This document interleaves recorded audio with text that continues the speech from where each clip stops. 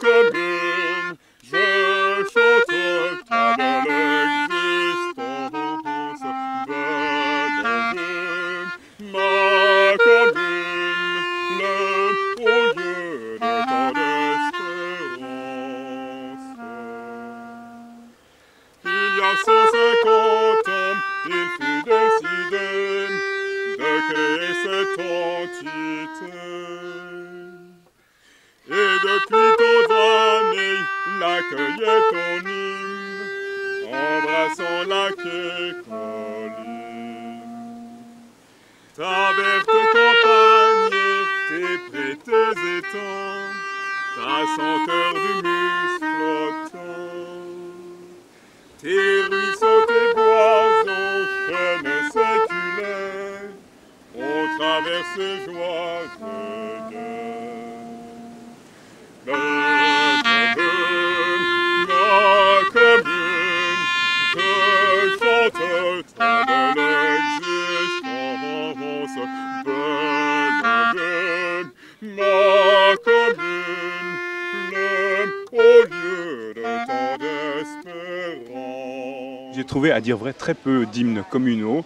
C'est pour ça que dans le cadre de l'école de musique, on s'est dit mais qu'est-ce qu'on pourrait apporter de plus dans ce contexte, une fête de 150e, et je me suis lancé pour un hymne communal. Alors d'abord effectivement la musique, et une fois la musique créée, les paroles se sont greffées très gentiment sur la musique.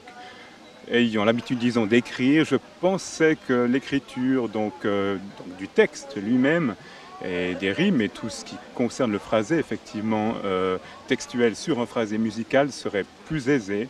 Or je me suis rendu compte que se baser en fait sur la musique n'est pas chose si aisée qu'on le pense. D'abord quelques maisons, 2 ou 3 hameaux, près du lac sur les coteaux, qui comme les métiers se créent, se multiplient, un village net à la vie. Entre vignes et vergers, plein de souvenirs, suit la voie de l'avenir. Quelle a été votre première source d'inspiration pour le texte ? Pour le texte lui-même, alors différents ouvrages, bien sûr l'ouvrage de Georges Bouvier et Guillaume Facio, donc de l'histoire de Bellevue, de 1945 surtout à nos jours, mais bien sûr de l'origine également. Moi-même j'ai fait pas mal d'archéologie étant jeune, donc je connais aussi bien la région pour y avoir fouillé dans quelques endroits, donc je connais effectivement l'origine de Genève. J'ai fait également une bonne approche de l'histoire au travers d'autres récits. Et j'ai, potassé plusieurs bouquins qui sont cités du reste dans le cadre du petit feuillet que la mairie a édité, et je l'en remercie vivement. Centre névralgique et passage obligé, tu n'es pas un lieu figé. Par l'eau ou les airs, la route ou voie ferrée, qui ne t'a pas traversé. Oui, tu t'ouvres au monde, oui, des lotissements grignotent quelque peu tes champs. Certes, des écoles, des places et giratoires intègrent ton territoire. Belle ma commune, je chante ta belle existence. Belle ma commune, le haut lieu de tant d'espérance. Mais notre mairie, au cœur des mutations, bien pensante avec raison, tient à garder la foi, enviée à la ronde, en une vie saine et féconde. Depuis tant d'années et pour l'éternité, comme ton nom tout indiqué, admirons ainsi et ton site et ta vue, Des Alpes au Jura, belle vue. Des Alpes au Jura, belle vue!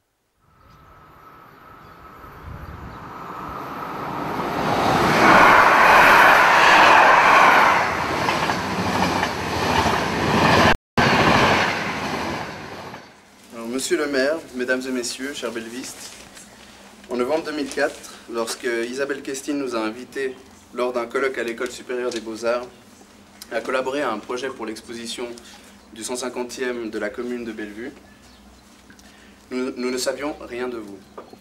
Nous n'avions eu accès qu'à quelques vues de Bellevue. C'est grâce au très complet travail historique de Guillaume Fassiot et Georges Bouvier que nous avons pris connaissance de l'histoire de la commune. Nous nous sommes largement appuyés sur ces textes et ces images pour réaliser cette exposition, dont M. Bouvier est venu vérifier rapidement l'historique. Il nous a semblé important de mettre l'histoire de Bellevue en relation avec un choix personnel d'événements, d'inventions, de créations internationales, pour relier vos mémoires d'habitants de Bellevue à vos mémoires d'habitants du monde. Avec Isabelle Questine, qui a soutenu et dirigé nos travaux, donc l'idée venait de moi, mais je crois que j'étais un peu inconsciente parce que c'est vrai que si j'avais su la quantité de travail que cela représente, je pense que je ne serais pas là aujourd'hui. Je trouve qu'elle le fait remarquablement. Et pour moi, la réussite de cette exposition, c'est que contrairement à ce qu'on fait quand on est amateur comme moi, où on met les choses bien alignées, il y a toute une animation, des panneaux qui nous remettent également en mémoire ce qui se passait à cette époque-là ailleurs. Donc ça nous fait un petit peu élargir l'éventail de nos intérêts. Et cette animation fait qu'au fur et à mesure que l'on passe d'un panneau, de photo à l'autre, notre intérêt est sans cesse renouvelé. Pour ça, je trouve que c'est remarquable. Alors, au départ, j'ai surtout fait des recherches de photographie. Donc, j'ai commencé par le centre d'iconographie genevoise et j'étais assez déçue parce que c'est vrai que les prises de vue de Bellevue sont quand même relativement rares. Et ensuite, j'ai rencontré une de mes amies d'études, Nathalie Riet, parce que j'ai refait sur le tard des études d'histoire de l'art. Et en fait, elle possédait un album de famille, de la famille Riet, qui est une famille très importante de Bellevue, qu'elle a mis à ma disposition. Donc du coup, de fil en aiguille, mes recherches se sont étoffées. Et ensuite, il fallait leur donner une forme. Alors là, j'étais terriblement angoissée. Et c'est comme ça que j'ai eu l'idée de faire appel aux étudiants de l'École supérieure des Beaux-Arts et qui m'ont été une aide extraordinaire. Le point de départ, c'est qu'il nous manquait justement la parole des bellevistes en fait. Et puis on s'est demandé comment on pouvait la demander. Et assez rapidement, en 1 mois et demi, 2 mois, je crois qu'il nous fallait cette parole. Donc on s'est dit, on va construire des livres, on va leur mettre quand même quelques photos et quelques textes pour leur expliquer. On a fait des petits passages dans les livres. On a demandé à propos de la nature, à propos de l'agglomération, des routes, des moyens de transport. 1855, Bellevue. Il n'y a pas d'école. Les enfants de Bellevue vont dans les écoles de Gentot. La commune participe donc aux frais d'entretien du bâtiment, au traitement du régent et de la maîtresse. 1846-1868, Bellevue. Correspondance de la famille Barbet.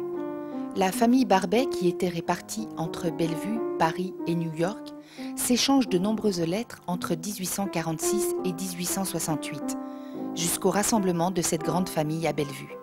On ne veut pas remonter trop en arrière, mais disons du côté de ma grand-mère, le papa s'appelait Borgel, vous verrez qu'il y a Borgel-Cout, et vous verrez qu'il y a quelques informations sur justement ce monsieur qui a fait des choses intéressantes à Bellevue et qui s'est installé ici au bord du lac. Et cette maison familiale, il y a déjà 4 générations en fait qu'elle est habitée. Par la même famille. Et ça, c'est toujours intéressant finalement d'avoir vraiment des gens qui ont l'histoire finalement aussi de la commune.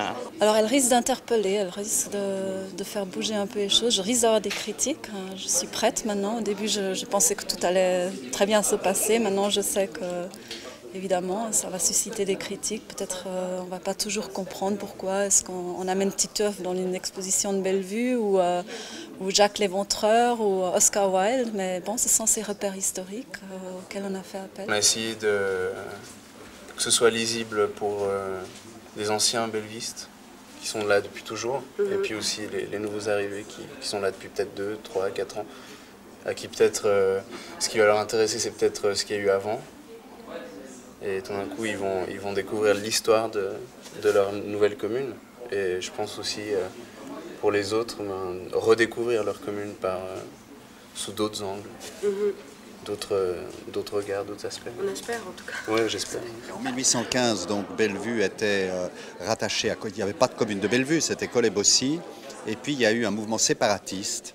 Et le leader séparatiste, si vous me permettez cette expression, n'était autre que le grand-père de mon grand-père, Simon Aigli. Et comme il était aussi député, qu'il avait des... Vous voyez qu'il y a une sorte d'hérédité chez moi, et il avait des appuis au Grand Conseil. Il a contribué à ce qu'en 1855, Bellevue puisse se détacher de Collet-Bossy et devenir une commune à part entière, il y a 150 ans. 1855, Russie. Fin de la guerre de Crimée. La Russie capitule après la prise par le général MacMahon de la tour Malakoff, Sébastopol. La guerre de Crimée oppose depuis 1853 l'Empire ottoman, allié de la France et de la Grande-Bretagne, à la Russie qui veut annexer Constantinople et les détroits du Bosphore et des Dardanelles. Ce qui est surtout intéressant dans cette exposition, c'est tout d'abord de découvrir quelques clichés qui sont inédits pour moi, qu'on n'a pas dans les archives communales ou dans celles qu'on connaît. Et à ce jour, c'est quelque chose d'assez extraordinaire, c'est d'avoir pu trouver en correspondance des événements à chaque période, je dirais, ou même chaque année, pour montrer en quelque sorte l'évolution de Bellevue par rapport à la société également. Et chaque fois, on voit quand même que l'évolution de la commune de Bellevue a été un peu parallèle, je dirais, à ce qui se fait un petit peu sur le territoire cantonal. Parce que Bellevue explose aujourd'hui au niveau de ses habitants, mais c'est dû en fait au problème du logement sur Genève. Et d'une manière générale, chaque commune doit faire son, je ne sais pas comment ce qu'on pourrait dire, je ne vais pas dire un geste, mais doit en tout cas accepter un certain nombre d'habitants nouveaux sur son territoire. Et ça, c'est obligatoire. Finalement, pour nous, la plus grosse augmentation se fait dans ces dernières années. Il y a eu une stagnation pendant des années, je dirais. Et puis, c'est vrai que ces dernières années, il y a plusieurs projets qui sont mis en place, développés, des projets donc, je dirais, immobiliers. C'est ce qui a fait qu'on a pris tout d'un coup, comme ça, plus de 1000 habitants, ce qui est énorme pour une commune. Mais bon, ça rend les choses intéressantes. Et puis, comme ça, on ne s'ennuie pas à la mairie, vous voyez. Donc... 1889, Bellevue. École, mairie et église. Dès 1889, Bellevue possédait enfin ses écoles primaires et enfantines. Jusqu'alors, il fallait aller en classe à Gentot. Une salle de gymnastique et une mairie, avec poste de gendarmerie cantonale. Fini le temps où les mariages civils avaient lieu au domicile privé du maire qui y prêtait pour la circonstance son salon. La nouvelle mairie abrita bientôt les services postaux du télégraphe et du téléphone. Il y manquait une église. Mais la population protestante pour la majorité préférait continuer sa longue tradition de s'amalgamer à la paroisse de Gentot et les catholiques aimaient retrouver l'atmosphère de l'église de Collet. Pourquoi cet esprit séparatiste de votre aïeul? Pour quelle raison? C'est assez curieux, c'est parce qu'au fond cette grande commune était trop étendue par rapport, vous savez, il n'y avait pas beaucoup de monde dans ce temps-là encore, trop étendue par rapport aux besoins de proximité, l'école, les activités culturelles. Donc il y avait déjà des forces, des différences. Et puis ensuite, il y avait des différences de religion. Vous imaginez, aujourd'hui, ça fait rire, mais les gens du bas de Bellevue étaient plutôt protestants. Et les gens du haut, les maréchals et autres de Collet-Bossy étaient catholiques. Et alors évidemment, quand il y a eu notamment, je crois, une idée de prélever un impôt spécial pour la rénovation de l'église catholique de Collet-Bossy, ça n'allait plus. Et de toute façon, les gens de Bellevue allaient à l'église à Gentot, se faisaient enterrer à Gentot. Et d'ailleurs, les gens de ma famille sont toujours enterrés à Gentot, parce qu'il n'y a pas de cimetière jusqu'à maintenant, je crois qu'il en est question, à Bellevue même. Alors voilà, donc en fait, les gens de Bellevue étaient plus proches de Gentot que de ceux du haut de Collet-Bossy.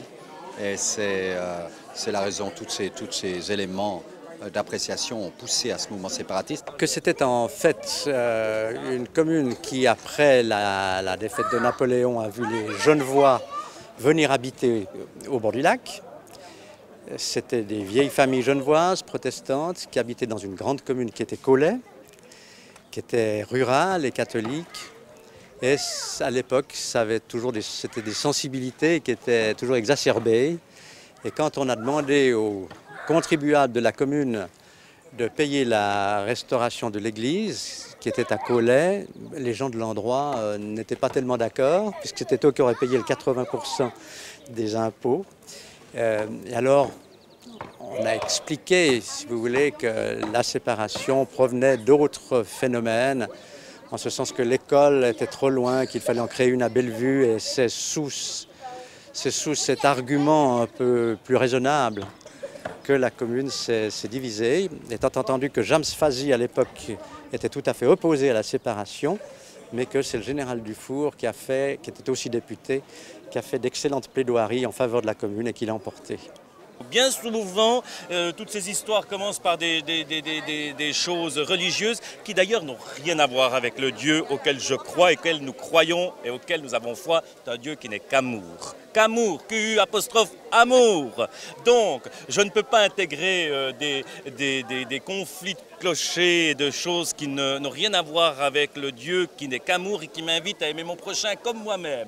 Devinez donc, je ne peux que vous dire cela puisque je n'ai pas connaissance de l'histoire de ce qui a fait la division entre Bellevue et Collet. Je sais une chose en tout cas, c'est qu'aujourd'hui, il n'y a plus qu'un seul curé pour l'ensemble de cette unité pastorale, c'est-à-dire Preny-Chambésy, Bellevue, Collet-Bossy, Versoix, Gentot et Bellevue. Je crois que je les ai tous cités. Voilà. Eh bien, voyez-vous, il n'y a plus de querelle de clocher, bien que parfois c'est difficile de se mettre ensemble, même quand on est entre catholiques, de se mettre ensemble pour qu'il n'y ait plus qu'un seul curé, un seul clocher, même s'il y en a 4 encore, avec leur identité propre, on essaie de tendre à faire une unité pastorale autour du même Seigneur. Donc, voyez-vous, voilà. Apparemment, ça n'existe plus du tout, pas ailleurs, querelle de clocher.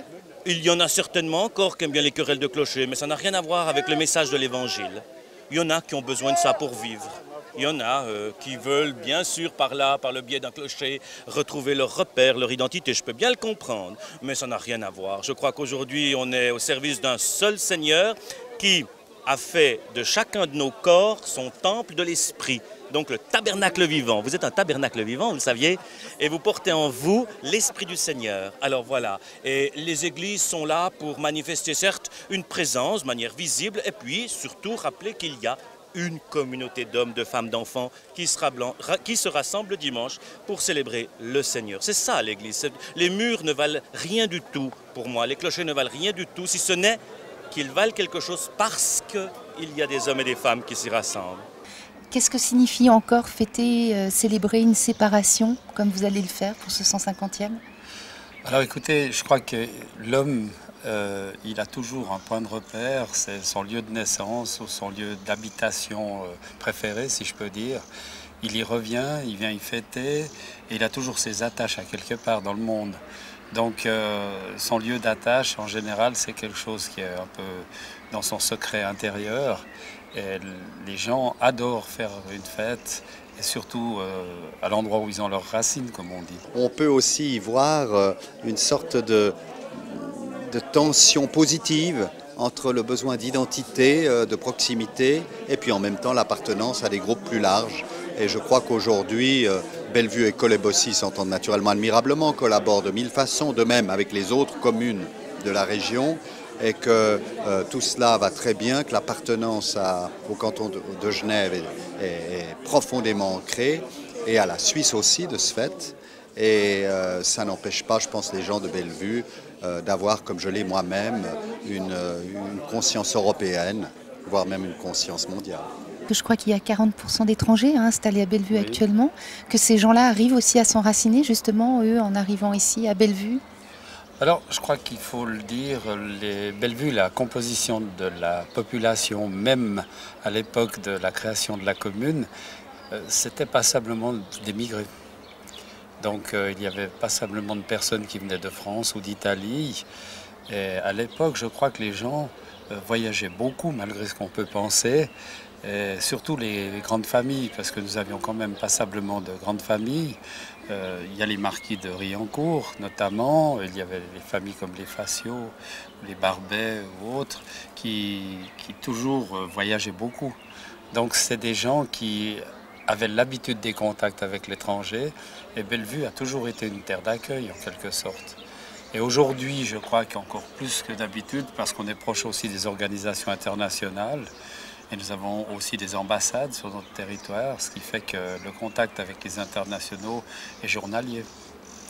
Et je crois qu'il y a également le nombre de personnes qui ont le statut diplomatique sur Bellevue, qui est quand même assez élevé. 1951, Genève. Le Grand Théâtre en feu. Le 1er mai, à 13h, nombreux sont les bellevistes réunis sur la jetée de Port-Gitana. À l'écoute des nouvelles que diffuse Radio Sautance, ils ont en effet appris que le Grand Théâtre était en feu.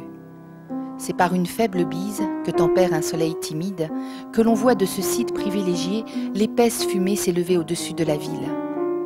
Il faudra plus de 10 ans avant que la scène de la Place Neuve ne soit rouverte. En sortant du travail, à Montbriand, j'avais vu un immense champignon de fumée, et je me disais, tiens, voilà l'hôtel de ville qui brûle. Puis je descendais, arrivé vers le pont du Mont-Blanc, j'ai constaté que c'était notre Grand Théâtre qui était en train de brûler. Ni une ni deux, comme j'habitais vers la gare des Eaux-Vives, j'ai vite été chercher ma caméra, bien m'en a pris, j'avais une petite réserve de pellicule. C'est ce qui me permet de vous projeter et de vous présenter l'incendie du Grand Théâtre le 1er mai 1951.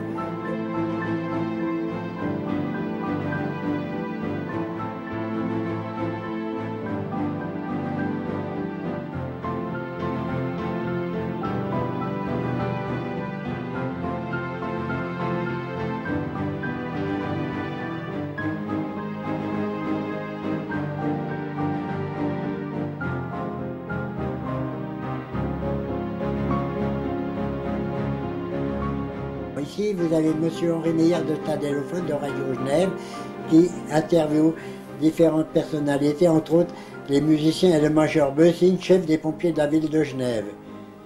Vous avez ces musiciens qui ont tout perdu dans cet incendie, entre autres ce monsieur, un violoncelle qui appartenait à ses arrière-arrière-parents.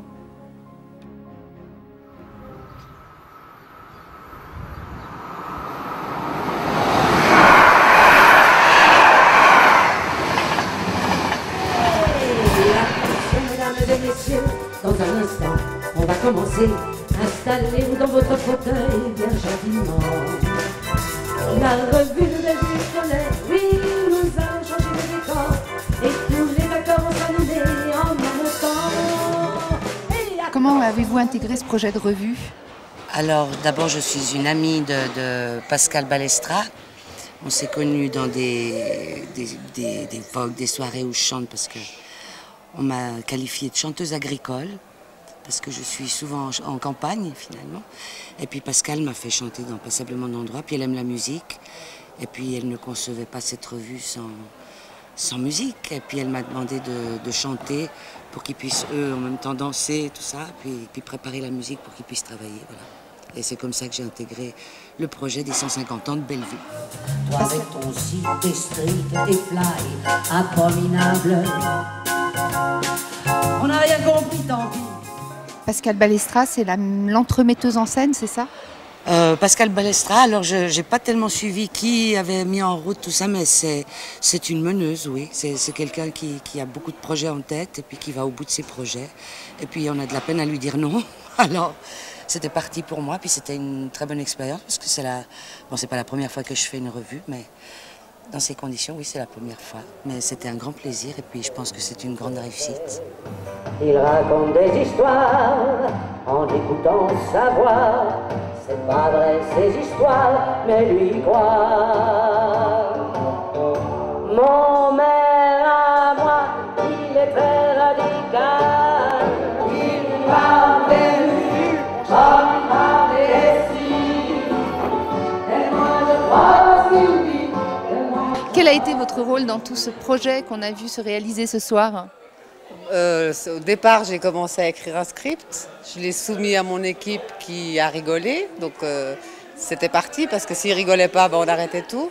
Et après, chacun a mis son petit grain de sel. Roland a écrit aussi des sketchs. Chacun a additionné leurs talents à tout ça. Et puis j'ai eu beaucoup de censure.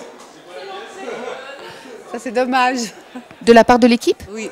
Oui, de 3 en particulier qui avaient peur des représailles, donc j'ai quand même mis de la censure. Ouais, il y aurait 2-3 choses qu'on a enlevées, qu'on trouvait trop dures. Ouais. C'est-à-dire que quand la personne qui jouait le rôle, au bout d'un moment, disait ça, j'arrive pas à le dire, c'est trop fort, c'est trop dur. Là, c'était notre limite à nous. Tu vas pas faire aller jusqu'à la musique quand même.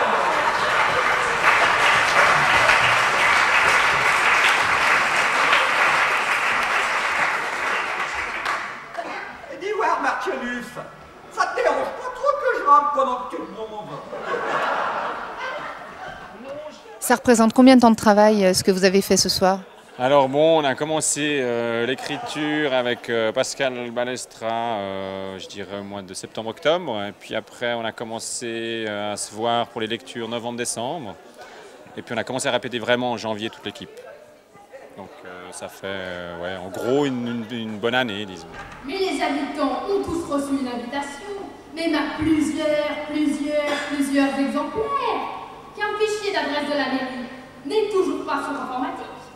Tout se fait à la plume au secrétariat de la commune. C'est leur façon de rester historique. Non, ça, c'était vraiment un petit peu poussé parce qu'on est plutôt à l'ère électronique. Moi, venant d'IBM, que vous avez compris, j'ai introduit les portables là-bas depuis un certain temps, donc on est tous sur informatique et tout. Mais bon, il y a peut-être une ou deux petites choses qui peuvent encore évoluer. Mais là, on est plutôt bien, je crois. Oui, mais il y a bien quelqu'un qui dirige les opérations. Je sais pas, moi. Un président de la fête, non? Ouais, c'est Modern Man. Modern Man? Et quelle impression de se voir parodier sur scène? Oh ben, disons, se faire parodier, ça fait partie du spectacle. Moi, ça me gêne pas. Bon, on a toujours marqué un peu plus le trait. Et puis, bon, on est bien sur autre chose, mais c'était très bien. Et il y aura un rôle pour Modern Man? Oh, ce serait la cerise sur le gâteau. Ce serait un rôle de décomposition. Je te dis, Marcellus, on peut pas régater. On peut pas régater. T'es d'accord avec moi, hein? Mais pour ton toit en dépassement, tu t'y connais? Oh, ça fait du bien. Vous êtes d'accord avec moi, hein?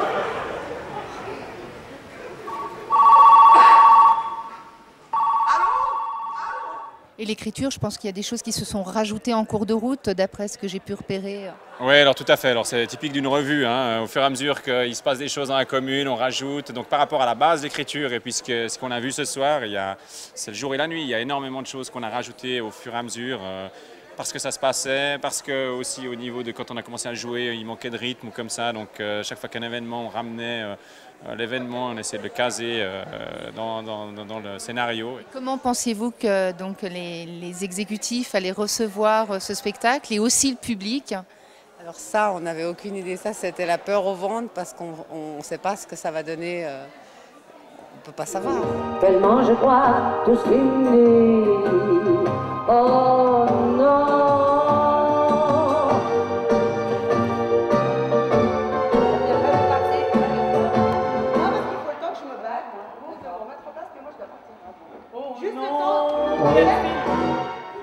Tu stoppes pour moi je pars après. Qu'est-ce qui se passe après? Elle reste sur scène et moi je sors de scène.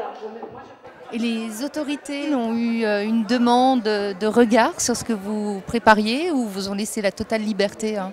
Non, là on a complète liberté, complète. Ouais. Non, sinon on l'aurait pas fait. Non, c'était une condition ça quand même. Non, complète liberté. Bon, il y a bien avoir quelqu'un dans cette salle qui va pouvoir m'aider. Sinon, vous verrez jamais la fin de la rue. Alors, au hasard. Vous là. Oui. Non, pas Dieu, à la droite de Dieu. Venez là. Vous là. Montez là,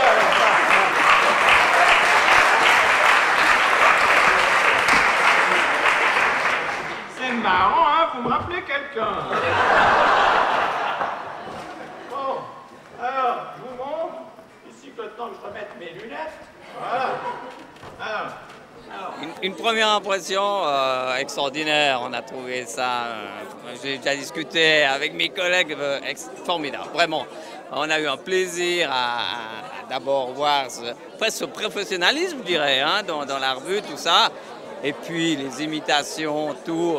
Nous qui connaissons bien la vie communale, nous qui voyons bien ce qui se passe, c'est vrai qu'ils nous ont sorti des choses fabuleuses parce que il y a des gens qui ont dû apprendre un certain nombre de choses d'ailleurs aussi. Mais bon, c'est des caricatures, c'est vrai. Alors, il y en a qui pourraient dire non, quand même, ils poussent un peu. Mais non, mais je trouve que c'était parfait. Le titre, c'est la mairie. Très bien. Ça ne vous dit rien non plus? La mairie? Oui, j'y suis tous les jours.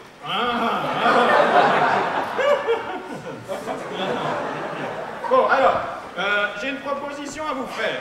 Je vous le confie, d'ici là jusqu'à la fin du spectacle, et puis vous essayez de le réparer, parce que sinon, ces pauvres gens, ils vont rester là, ils verront jamais la fin. Hein? Je vous confie. Pas de problème, avec plaisir. On peut toujours croire au miracle. Hein?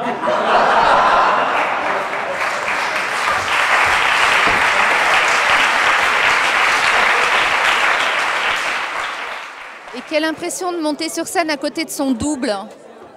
D'être à côté de son double, alors c'est surprenant. On se demande quel est le vrai finalement. Et puis non, c'est sympathique. Bon, je ne le ramènerai pas chez moi, mais à part ça, il était très bien mon double. Ma femme d'ailleurs a dit, tu vois, tu mets toujours tes lunettes sur le nez comme ça, il faudrait bien de changer. Alors, moi personnellement, ça me vexe pas et puis ça me gêne pas du tout, parce qu'il faut dire que c'est un problème de la loi genevoise, puisque le maire en fait est seul responsable du bateau et qu'en fait il délègue aux adjoints. Alors automatiquement, il a un pouvoir de décision qui est absolu. Donc malheureusement, c'est la loi genevoise qui le veut. Et du reste, c'est même tellement, je dirais, difficile aussi pour les adjoints, je le conçois. Mais il n'y a que le maire qui a la signature officielle. Donc, ceci dans les communes de moins de 3000 habitants. Donc, il faut reconnaître, c'est une situation qui conduit à ce que le maire, comme je le disais du reste cet après-midi, est un peu dictateur automatiquement.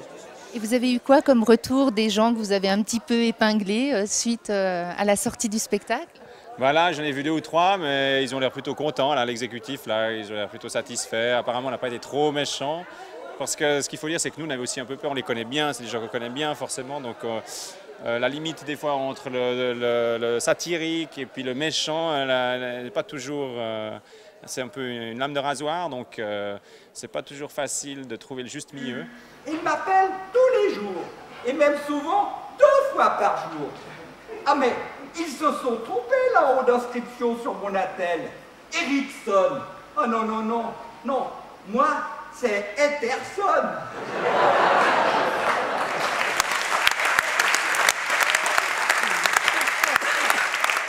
Si chacun se fait un peu épingler, il faut considérer ça comme un retour d'amitié, si je peux dire, parce que sinon, ça ne pourrait pas se faire et je trouve que c'est extraordinaire. Et vous aviez eu un avant-goût ou vous avez vraiment découvert? Pas du tout, c'est la pleine découverte ce soir. Je ne souhaitais pas du tout être au courant. Et je dois dire que c'est extraordinaire. Pour être des amateurs, je trouve que le résultat est fantastique. Vous voyez, pour moi, c'est pas beaucoup d'appeler, peu d'élus, mais toujours appeler, lève-toi Jésus. Comme vous disiez, vous aviez pris ça plus comme une marque d'amitié. Tout à fait. Tout à fait, c'est une marque d'amitié. Et puis tous ceux qui étaient sur la scène, je dirais, je considère toutes comme des personnes qui sont toujours très sympathiques et avec qui je collabore volontiers. Et ça me fait plaisir de l'entendre parce que, bah ouais, quelque part, c'est le but. Hein, quand on fait quelque chose comme ça, c'est au niveau de la commune, j'allais dire communauté, c'est faire quelque chose pour la commune, que les gens, ça donne du plaisir à tout le monde. Et c'est un côté rassembleur, hein, donc c'est le but final, c'est de rassembler les gens autour de quelque chose, puis côté humoristique. Donc si les personnes l'ont ressenti comme ça, nous c'est aussi comme ça qu'on l'a fait, c'est pas, je dirais pas par amitié, mais avec beaucoup d'amitié, ouais, ça c'est sûr.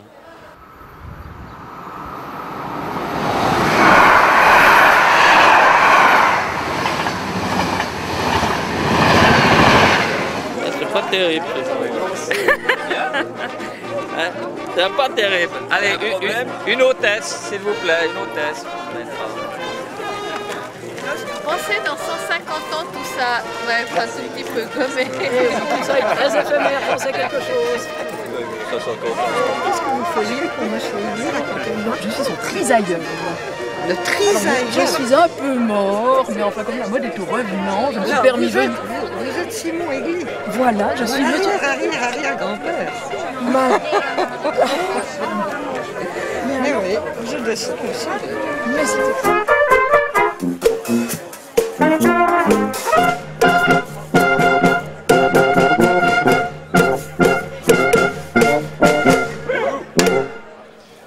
Mesdames et messieurs, c'est donc avec un grand honneur que j'ouvre cette manifestation durant laquelle nous allons dévoiler la plaque commémorative du parc portant le nom du premier maire de la commune de Bellevue, M. Simon Aigli, qui occupa ce poste de 1855 à 1858. Si l'exécutif de Bellevue a choisi cette personnalité, c'est pour honorer le nom de la famille Aigli qui représente un symbole du patrimoine de notre commune. Pour vous expliquer les raisons... Monsieur le maire, le déroulement de ces festivités, ça se passe comme vous le pensiez, comme vous le désiriez? Alors le démarrage est bon, je crois qu'on peut dire que tout le monde a l'air de bien apprécier. Et puis surtout, je suis très content parce que la famille Aigli s'est déplacée en nombre et je crois que c'est important pour nous quand même que cette famille qui est à la base en quelque sorte de la commune de Bellevue soit encore autant attachée à cette commune. Bénédicte Aigli, descendant d'une famille bernoise établie à Paris, s'installa non loin du Gangeron vers 1735 pour y construire une tuilerie. Cette fabrique s'avéra bientôt très prospère. L'argile était excellente, de qualité et en quantité abondante. Lorsqu'en 1814, la France remit 6 communes à Genève pour permettre la liaison de Genève avec la Suisse, la commune de Collet était au nombre de celle-ci avec son hameau de Bellevue. Il y avait aussi le hameau de Valavran qui en faisait partie également. Durant une quarantaine d'années, Bellevue resta rattachée à la commune de Collet. Alors, j'ai entendu dire que j'ai été un séparatiste éminent, mais il faut savoir que séparatisme ne veut pas dire frontière. N'est-ce pas? Et vive la République! Et comme le disait ma collègue Lucie Tudine, enclin, sans qui tout ceci ne se serait fait peut-être pas aussi bien. Enfin, il y a eu beaucoup de bénévoles que je tiens à féliciter. Ça, c'est un acte beaucoup plus historique que mon piètre mandat de quelques années. Enfin, je suis quand même très honoré d'être une espèce d'avatar de M. Simon Aigli. Est-ce que je réponds à votre question? Nous voilà à l'inauguration attendue du parc Simon Aigli. Quel sentiment, quelle émotion? Ah, une émotion certaine.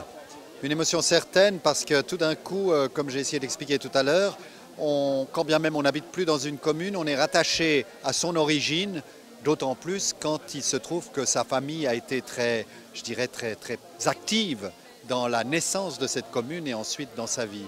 Donc il y a une émotion certaine et je pense que cette émotion a été un peu partagée par tous ceux qui étaient là, qui se sont rendus compte qu'il y a une histoire et que cette commune ne s'est pas faite sans qu'il y ait des débats, des discussions. D'abord, il y avait une arrière-histoire très longue et séculaire. Bellevue a passé par beaucoup de domination politique. Et puis ensuite, il y a eu cette histoire de séparation, j'allais dire avec réconciliation immédiate, pour former une commune autonome et ne pas être englobé dans une grande commune de Collet-Bossy, etc. Et tout ça, cette opération séparatiste, un peu grinçante, puis ensuite fraternelle, est quelque chose qui à la fois amuse et donne à réfléchir. Je suis très émue et très touchée, vraiment. Je ne pensais pas que ça allait être aussi chaleureux. C'était l'occasion aussi de rencontrer de nouveau et de réunir la famille sur les terres de nos ancêtres. Donc ça a été, comme dit ma mère, un moment très émouvant. Et les mots gentils qui ont été dits à notre égard nous ont vraiment fait très plaisir. Pensez-vous qu'il y a quelque chose de génétique dans votre famille au niveau de l'engagement politique? J'avoue que je ne m'en étais pas rendu compte à ce point. Je connaissais un peu l'histoire de ma famille, mais j'avais oublié, figurez-vous, que Simon Aigli avait été aussi député au Grand Conseil pendant tellement longtemps. Et j'avoue que de voir que Simon Aigli, comme son père avant lui, comme ses frères, et ensuite comme mon grand-père, son petit-fils, ont été tellement engagés dans la vie communale et cantonale, ça m'a quand même fait plaisir. Et je me suis dit que peut-être en effet, il y avait une forme de civisme congénital. Et au fond, tout d'un coup, je me dis, si jamais ça pouvait passer à un de mes fils, j'en serais très heureux. Ce coin de terre où nous sommes est vraiment un coin de terre assez singulier. Mon Dieu, que de passages à travers l'histoire.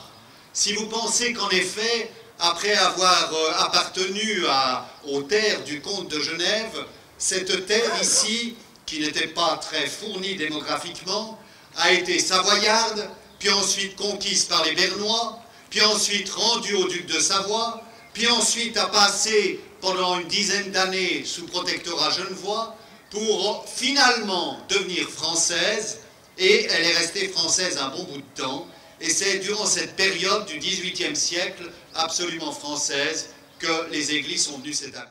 J'habite Luxembourg depuis 16 ans, donc je suis revenu aujourd'hui pour cet événement. Et je n'ai pas d'attache, comme disait mon frère tout à l'heure, avec Bellevue directement et physiquement, mais j'ai des attaches sentimentales et ça m'a fait très chaud de venir ici. Pourriez-vous nous rappeler l'importance du travail de mémoire et de l'hommage qui a été rendu aujourd'hui au premier maire de Bellevue, hein? Oui, il y a d'abord plusieurs symboles, puisqu'au fond, le maire de Bellevue, qui était Simon Aigli, venait d'une famille bernoise, ce qui montre qu'à Genève, un jour ou l'autre, on a toujours quelqu'un qui vient d'ailleurs, et donc il y a un symbole d'intégration. La deuxième chose, je dirais, c'est de se souvenir que ce premier maire a finalement eu le courage de travailler un dossier difficile, qui était la séparation de Bellevue de la commune de Coleb aussi, qu'il a fallu du courage, qu'il a fallu de la persuasion, et il a montré là une valeur d'homme politique qui est un exemple. Genève, une fois de plus, et Bellevue, dans ce cas-là, démontre une capacité d'intégration.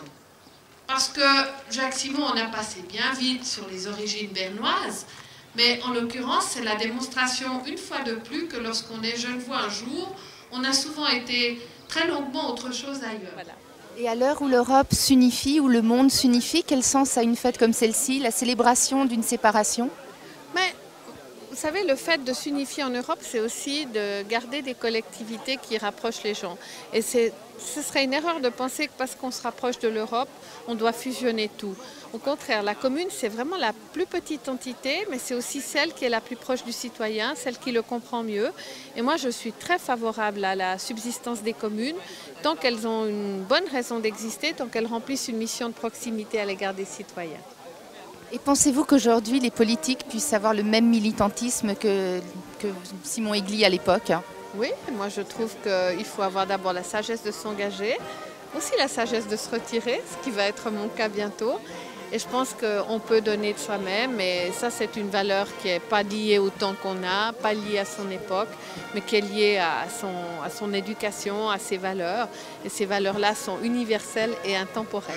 Bellevue, évidemment, durant la Révolution française et puis ensuite durant la période napoléonienne, a été incorporée à la vie française qui était plus qu'agitée. Il y a certainement eu des morts de cette région qui sont morts dans les steppes russes au moment de la retraite de Russie, et les familles qui étaient établies ici ont dû évidemment participer à la vie locale, ce qui fait que l'on trouve par exemple des Aigli comme conseillers municipaux durant cette période. Pensez-vous qu'actuellement les politiques puissent être aussi militants et aussi courageux que l'a été justement votre aïeul? Vous savez, ça dépend un peu des circonstances. Il y avait là une circonstance où il fallait prendre, comme l'a dit très bien Madame Brunswick, il fallait prendre des responsabilités et faire des choix qui étaient assez importants, le séparatisme. Vous savez, juste pour l'anecdote, il se trouve que, encore jeune, à 26 ans, j'ai été le secrétaire de la commission confédérée de bons offices pour le Jura, présidée par l'ancien président de la Confédération, Max Petitpierre, et c'est elle qui a abouti, après pas mal de négociations, à établir la procédure qui a conduit à la création du canton du Jura par séparation d'avec le canton de Berne. Alors évidemment, je n'ai pas pu empêcher, en me replongeant dans cette petite histoire ici, de repenser à ça. Et je crois qu'il faut être reconnaissant quand on voit qu'en Suisse, je pense au canton du Jura, ou je pense à ce qui s'est passé ici, des séparations par besoin d'identité, de proximité, ont pu se faire sans qu'il y ait de drame. Et je crois que les gens de Bellevue et les gens de Collet ont eu finalement tout avantage à ce qu'il y ait deux communes à taille, je dirais, convenable, à taille, je dirais, enviable, et ces deux communes ont parfaitement collaboré. Depuis, mon Dieu, Bellevue a aussi établi des liens et avec Versoix et avec Gentot, et tout cela n'est plus que de l'ancienne histoire. Bellevue dans 150 ans, comment vous l'imaginez? Eh bien, pour le moment, vous avez vu qu'elle fait encore partie des communes qui ont moins de 3000 habitants, donc elles ont un maire et 2 adjoints. Il ne m'étonnerait pas qu'elles grandissent encore.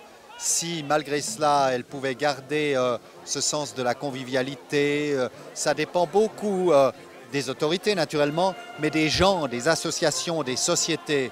Et je crois que les communes n'ont pas beaucoup de pouvoir à Genève.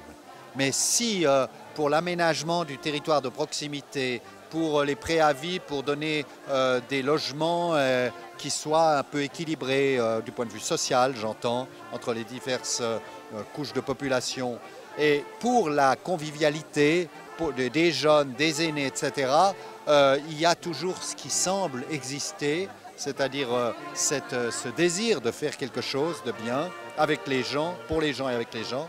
Alors moi je crois que cette commune a de beaux jours devant elle. Peut-être réinstaller des jeux de boules, comme votre aïeul. Mais quelle bonne idée! Vous voyez, il avait le sens de la convivialité. Vous voyez, c'est amusant que Martin Brunswick ait reconnu ça. C'est vrai que c'est une très bonne idée. Je crois que je vais me mettre aux boules. Petite anecdote pour terminer. Vous avez parlé de convivialité tout à l'heure. J'ai appris de ce maire-là quelque chose que vous pratiquez sans doute aujourd'hui sous d'autres formes. C'est qu'il aimait accueillir chez lui, qu'il avait un jeu de boules qui ressemble moins aux libéraux genevois d'aujourd'hui, vous en conviendrez, mais qui attirait beaucoup de politiciens dans son jardin.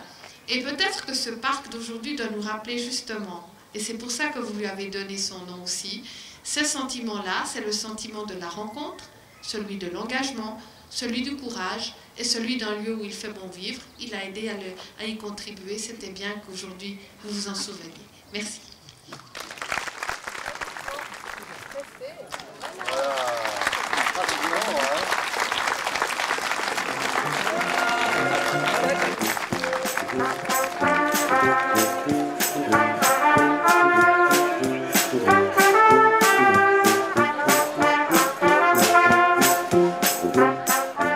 Des terrains de boules dans Bellevue, pour reprendre ce qu'avait fait justement Simon Egli?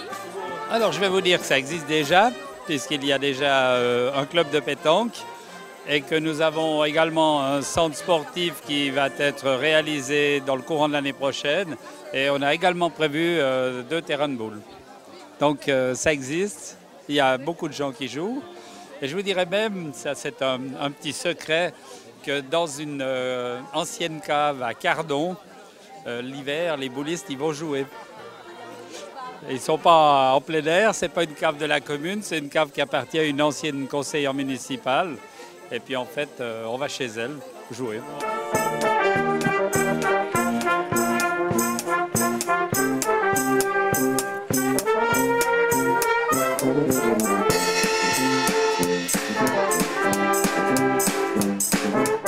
Est-ce que pour vous, enseigner l'histoire est aussi un acte politique en termes d'engagement dans la vie de la cité? Ah, sans aucun doute, je dois dire que vous savez que c'est pour des raisons, j'allais dire, de nécessité, même financière, pourquoi ne pas le dire. Quand le journal de Genève a commencé à péricliter, puis ensuite il est mort, je me suis retrouvé en tant que parlementaire de milice avec la nécessité de trouver un nouvel équilibre professionnel.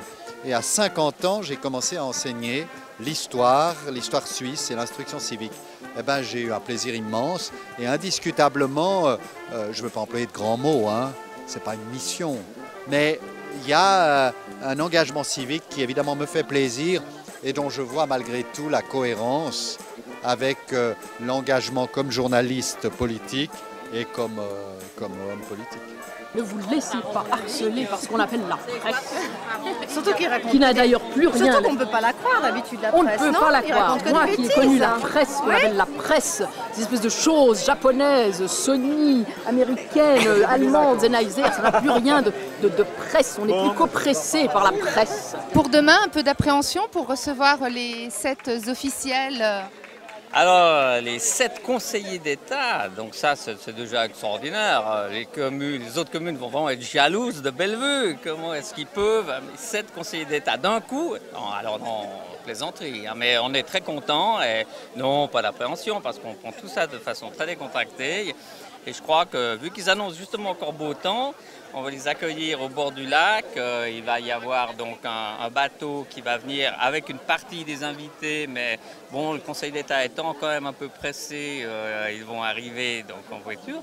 Et puis ça va se dérouler au bord du lac, ce qui sera fort agréable, je pense, parce qu'on a la chance d'avoir une commune de bord du lac, et ça c'est merveilleux. Donc non, pour demain, je pense que tout va très bien se passer aussi, je vois pas de problème. Est-ce que vous vous retrouvez dans toutes ces têtes officielles?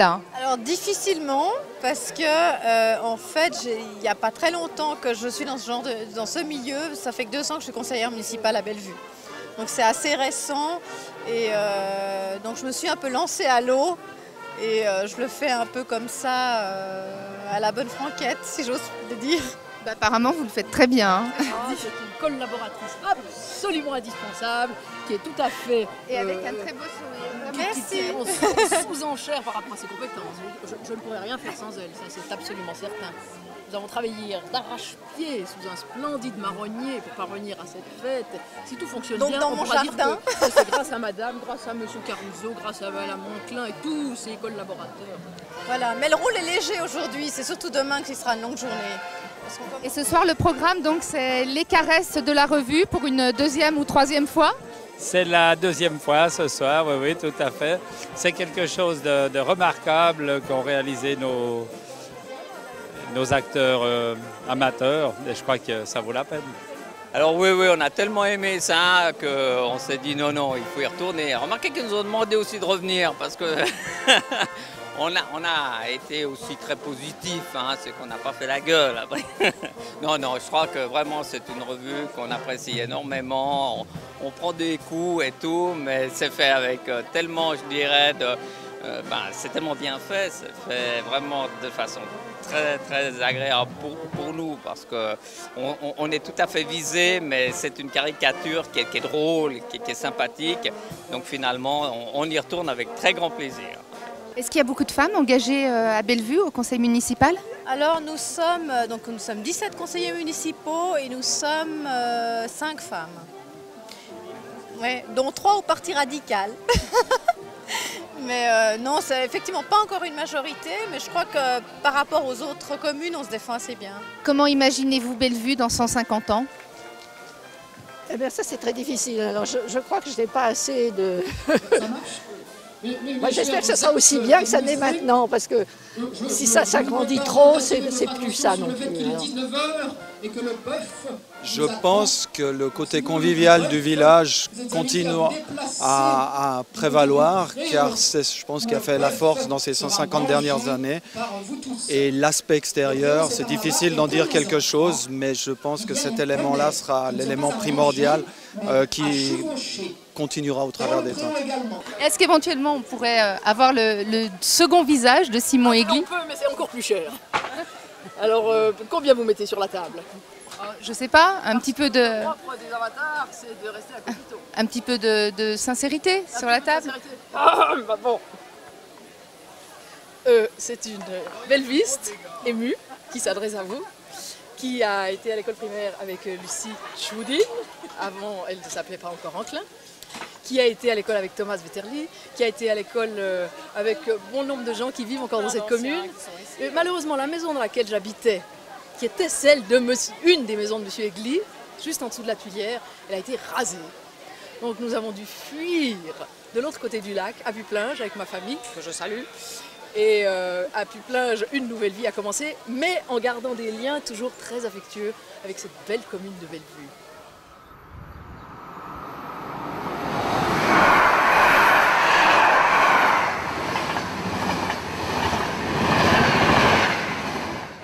Nous, on a été bimbo, il y a longtemps. Elle rêve, là. Depuis longtemps. C'est la dernière, donc on s'éclate, on donne tout, exagéré, toujours la même chose, prenez du plaisir, faites-vous plaisir dans ces personnages, restez dans le cadre du personnage, mais allez jusqu'au bord, éclatez-vous là-dedans, et puis joyeux, allez plus dans le joyeux, colère, allez plus dans la colère, allez à fond, faites-vous plaisir sur cette scène.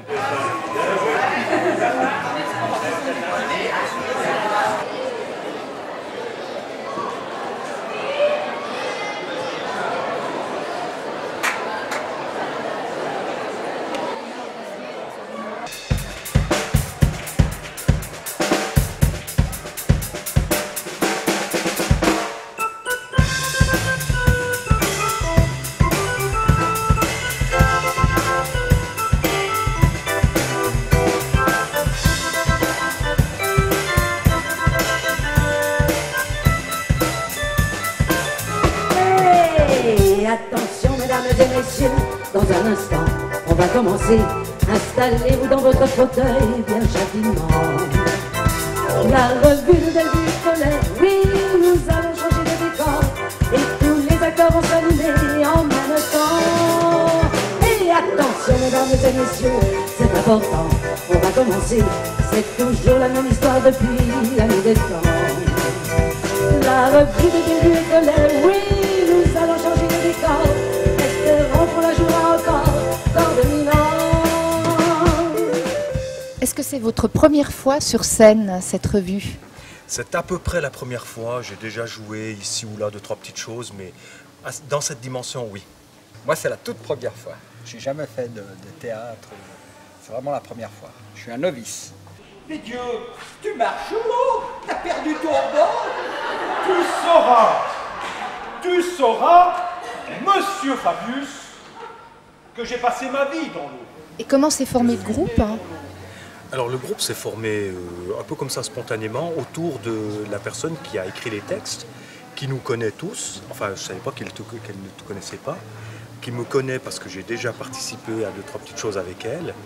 Et puis moi j'ai fait connaissance d'Olivier, j'ai fait connaissance des autres personnes du groupe dans le cadre des répétitions de la revue. Est-ce qu'il y a des choses que vous avez refusé de dire? Moi personnellement, pas. Mon collègue. Alors, beaucoup de discussions dans le sein du groupe sur certains termes, sur certaines personnes visées. C'est sûr que à un moment donné, on se pose des questions, on se demande si on est trop virulent, on se demande si on va trop loin. Et puis on doit garder quand même les règles de la revue, c'est-à-dire il faut quand même être un tout petit peu grinçant, il faut quand même être un petit peu piquant, sinon c'est plus une revue.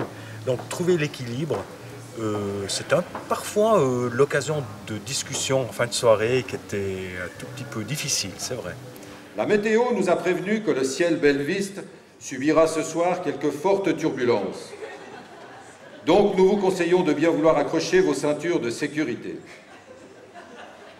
Afin de respecter le travail du personnel de bord, nous vous prions de bien vouloir éteindre vos téléphones portables et de ne pas faire de photos. Le public était emballé, est-ce que vous avez été surpris de ça? Ah oui, alors beaucoup. J'ai été très surpris parce qu'on avait tous un peu peur de la réaction. Et en fait, de voir les gens, moi ce qui m'a surpris, c'est vraiment quand on a fini le final, de voir le maire et ses deux adjoints qui ont bondi. On aurait dit que c'était les supporters d'une équipe de football qui, lors de la Coupe du Monde, allait marquer le but en or dans les dernières minutes. Ils ont vraiment bondi. Non, pas du tout, pas du tout. Il se place. Pas du tout. Alors moi je tiens à ajouter que mes collègues ne sont pas de Bellevue même, donc ils prennent moins de risques. Hein. Le metteur en scène, l'auteur, mon collègue habitent dans des communes voisines, ce qui fait que leur sensibilité n'est pas tout à fait la même. Tu crois que c'est pour la revue du 150e de Bellevue? Tu en as entendu parler? Ben oui, à Bellevue, les rumeurs vont vite. Même que les fausses rumeurs courent encore plus vite que les vraies rumeurs. C'est là une des plus grandes activités des bellevistes.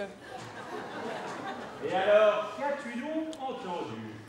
Que la commune a demandé aux bénévoles pour fêter dignement cet anniversaire du 150e de créer une revue historique humoristique. Ah, ils ne se sont donc pas rendus compte que... Et quel est le meilleur moment pour vous jusqu'à présent, y compris dans la période de travail, la période de représentation? La première, l'ovation finale, le retour vers les personnes visées après le spectacle et la perception dans leur manière d'être d'aucune animosité à notre égard. Le plus agréable, c'est quand on fait différentes scènes et c'est vrai que quand il n'y a pas le public, on se dit comment ça va être pris. Et là, j'ai eu quand je fais un peu Dieu sur la croix, là, enfin, alors là, de voir les gens qui applaudissent, qui n'arrêtent plus, ben, c'est vrai que quand on le faisait en répétition, on se disait qu'est-ce qui va se passer, puis là, ben, on voit le résultat. C'est vrai que c'est très gratifiant.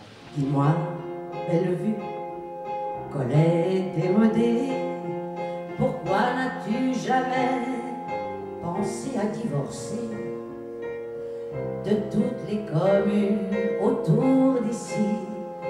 Tu es la seule avec Marie. Non, non, non, ne rougis pas, non, ne rougis pas. Tu as toutes les qualités. N'hésite pas, non, n'hésite pas, tu n'as vraiment pas besoin de colère. Je suis témoin, mais j'ai rien à dire. Pas comme d'hab, hein. Silence dans la salle. Son choix de bâtiment, HBN, HCM, HLM. On les vaut, bien sûr. Votez pour moi. Vous, sortez. Votez pour moi. Immédiatement. Ah oui, vous faites un casting pour l'année prochaine. Donc, est-ce que vous pouvez nous dire ce que vous avez pensé de cette revue? J'ai beaucoup apprécié, mais comme je suis belviste de première génération, il y a beaucoup de choses qui m'ont passé par-dessus la tête. Il faut vraiment bien connaître l'histoire de la ville pour avoir tout compris. Mais j'ai bien aimé ce que j'ai compris. Merci. Posez-le sous le bureau d'à côté.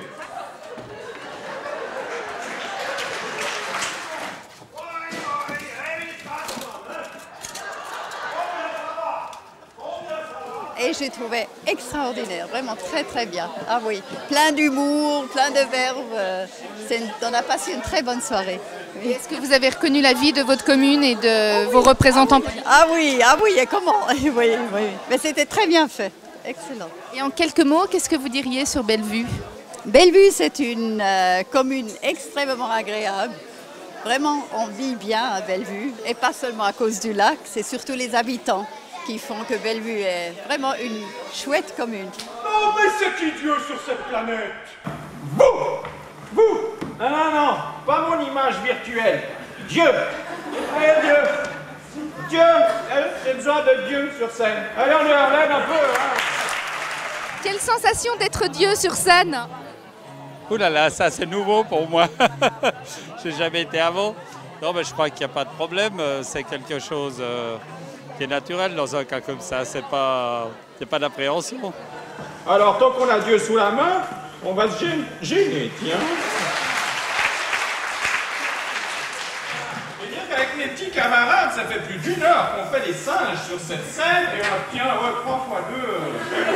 Moi, je vais vous dire, ma prochaine vie, je fais Dieu.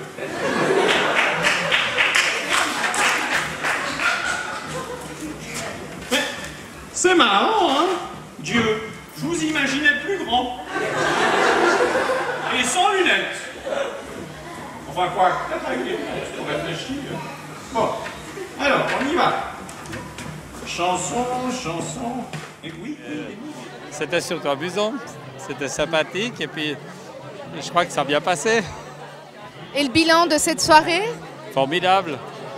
J'aurais pas pensé que ce soir on renouvellerait une salle comble après la salle comble de la semaine passée. Et je crois qu'il pourrait remettre ça une 3e fois qu'il ferait salle comble. Je crois que tout le monde est enchanté. Je vous confesse, Dieu, que mon palme est tombé au fond du lac lors de la dernière sortie avec les aînés.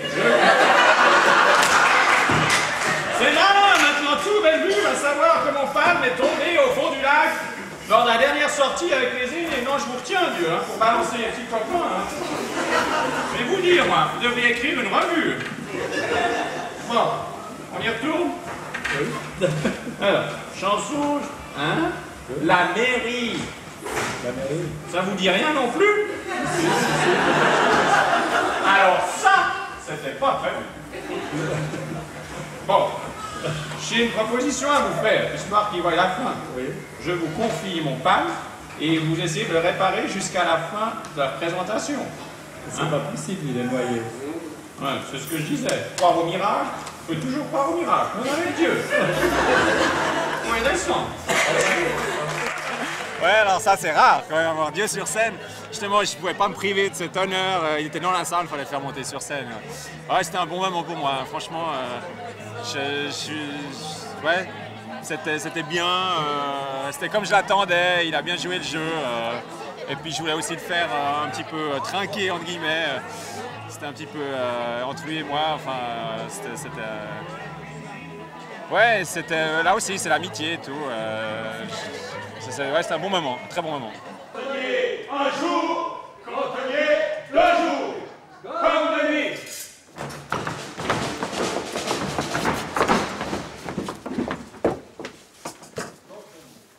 Et la prochaine pièce alors, prochain projet? Alors ça, je sais pas, on verra, peut-être pour le 200e. Voilà.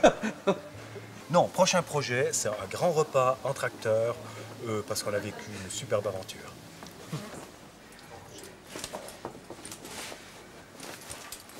Dites-moi, il paraît que c'est vrai que M. Fabi vient de monter en grade à la commune.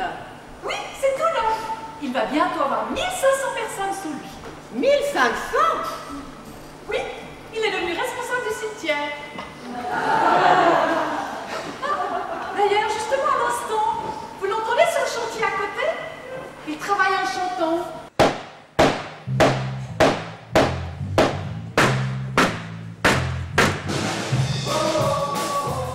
C'était exactement la température, le reflet, l'attitude de tout le monde. C'était vraiment une belle soirée. Ouais. Si vous aviez à dire quelque chose à tous les bénévoles qui se sont investis dans toute l'organisation. C'est des gens formidables. Si j'avais une cloche, je réparais l'horloge avec un carillon. Marcel serait à l'heure pour les séances du mardi, pas seulement pour Alingi. J'appellerai le maire éclair, pauvre et dominé. Et Bellevue dans 150 ans, comment vous l'imaginez? Ben, écoutez, je serais peut-être locataire, je m'occuperais peut-être plus du cimetière où il y aura peut-être 1500 personnes. Hein? Je serais peut-être locataire, mais dans 150 ans, qu'est-ce que je vais dire? Je ne crois pas qu'il y aura beaucoup de choses encore à construire d'ici 150 ans. On n'a plus beaucoup de terrain à construire. Hein? Mais si dans 150 ans, la fête sera comme elle est aujourd'hui, ça sera magnifique.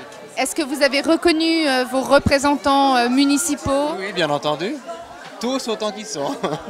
Si vous aviez un petit mot à leur dire? Continuez comme ça. Une chanson pour le maire éclair, pauvre et dominé. Oh, oh, je suis un vrai meneur, c'est ça le vrai bonheur. Alors déjà, cette deuxième représentation de la revue, toujours aussi content? Oui, moi j'ai trouvé que c'est vraiment un spectacle très réussi, hein, c'est vraiment formidable, oui, tout à fait. Moi j'adore la revue en général et c'est vrai que par des amateurs c'est vraiment superbe. Ouais. But how can you see me minable? On ferait mieux d'aller choisir notre vocabulaire pour te plaire. Dans la langue de Molière, toi avec ton site, tes streets, tes fly abominables. On n'a rien compris, tant pis, malgré tes noyés. Inabordable Bellevue, I love you, Bellevue, I want you.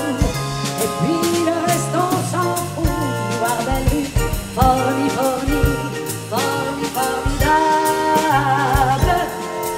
On se demande pourquoi on t'aime, nous qui sommes de gros contribuables avec ton air.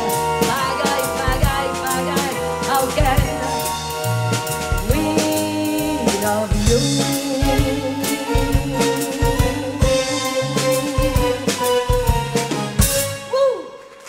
Ouf, c'est fini.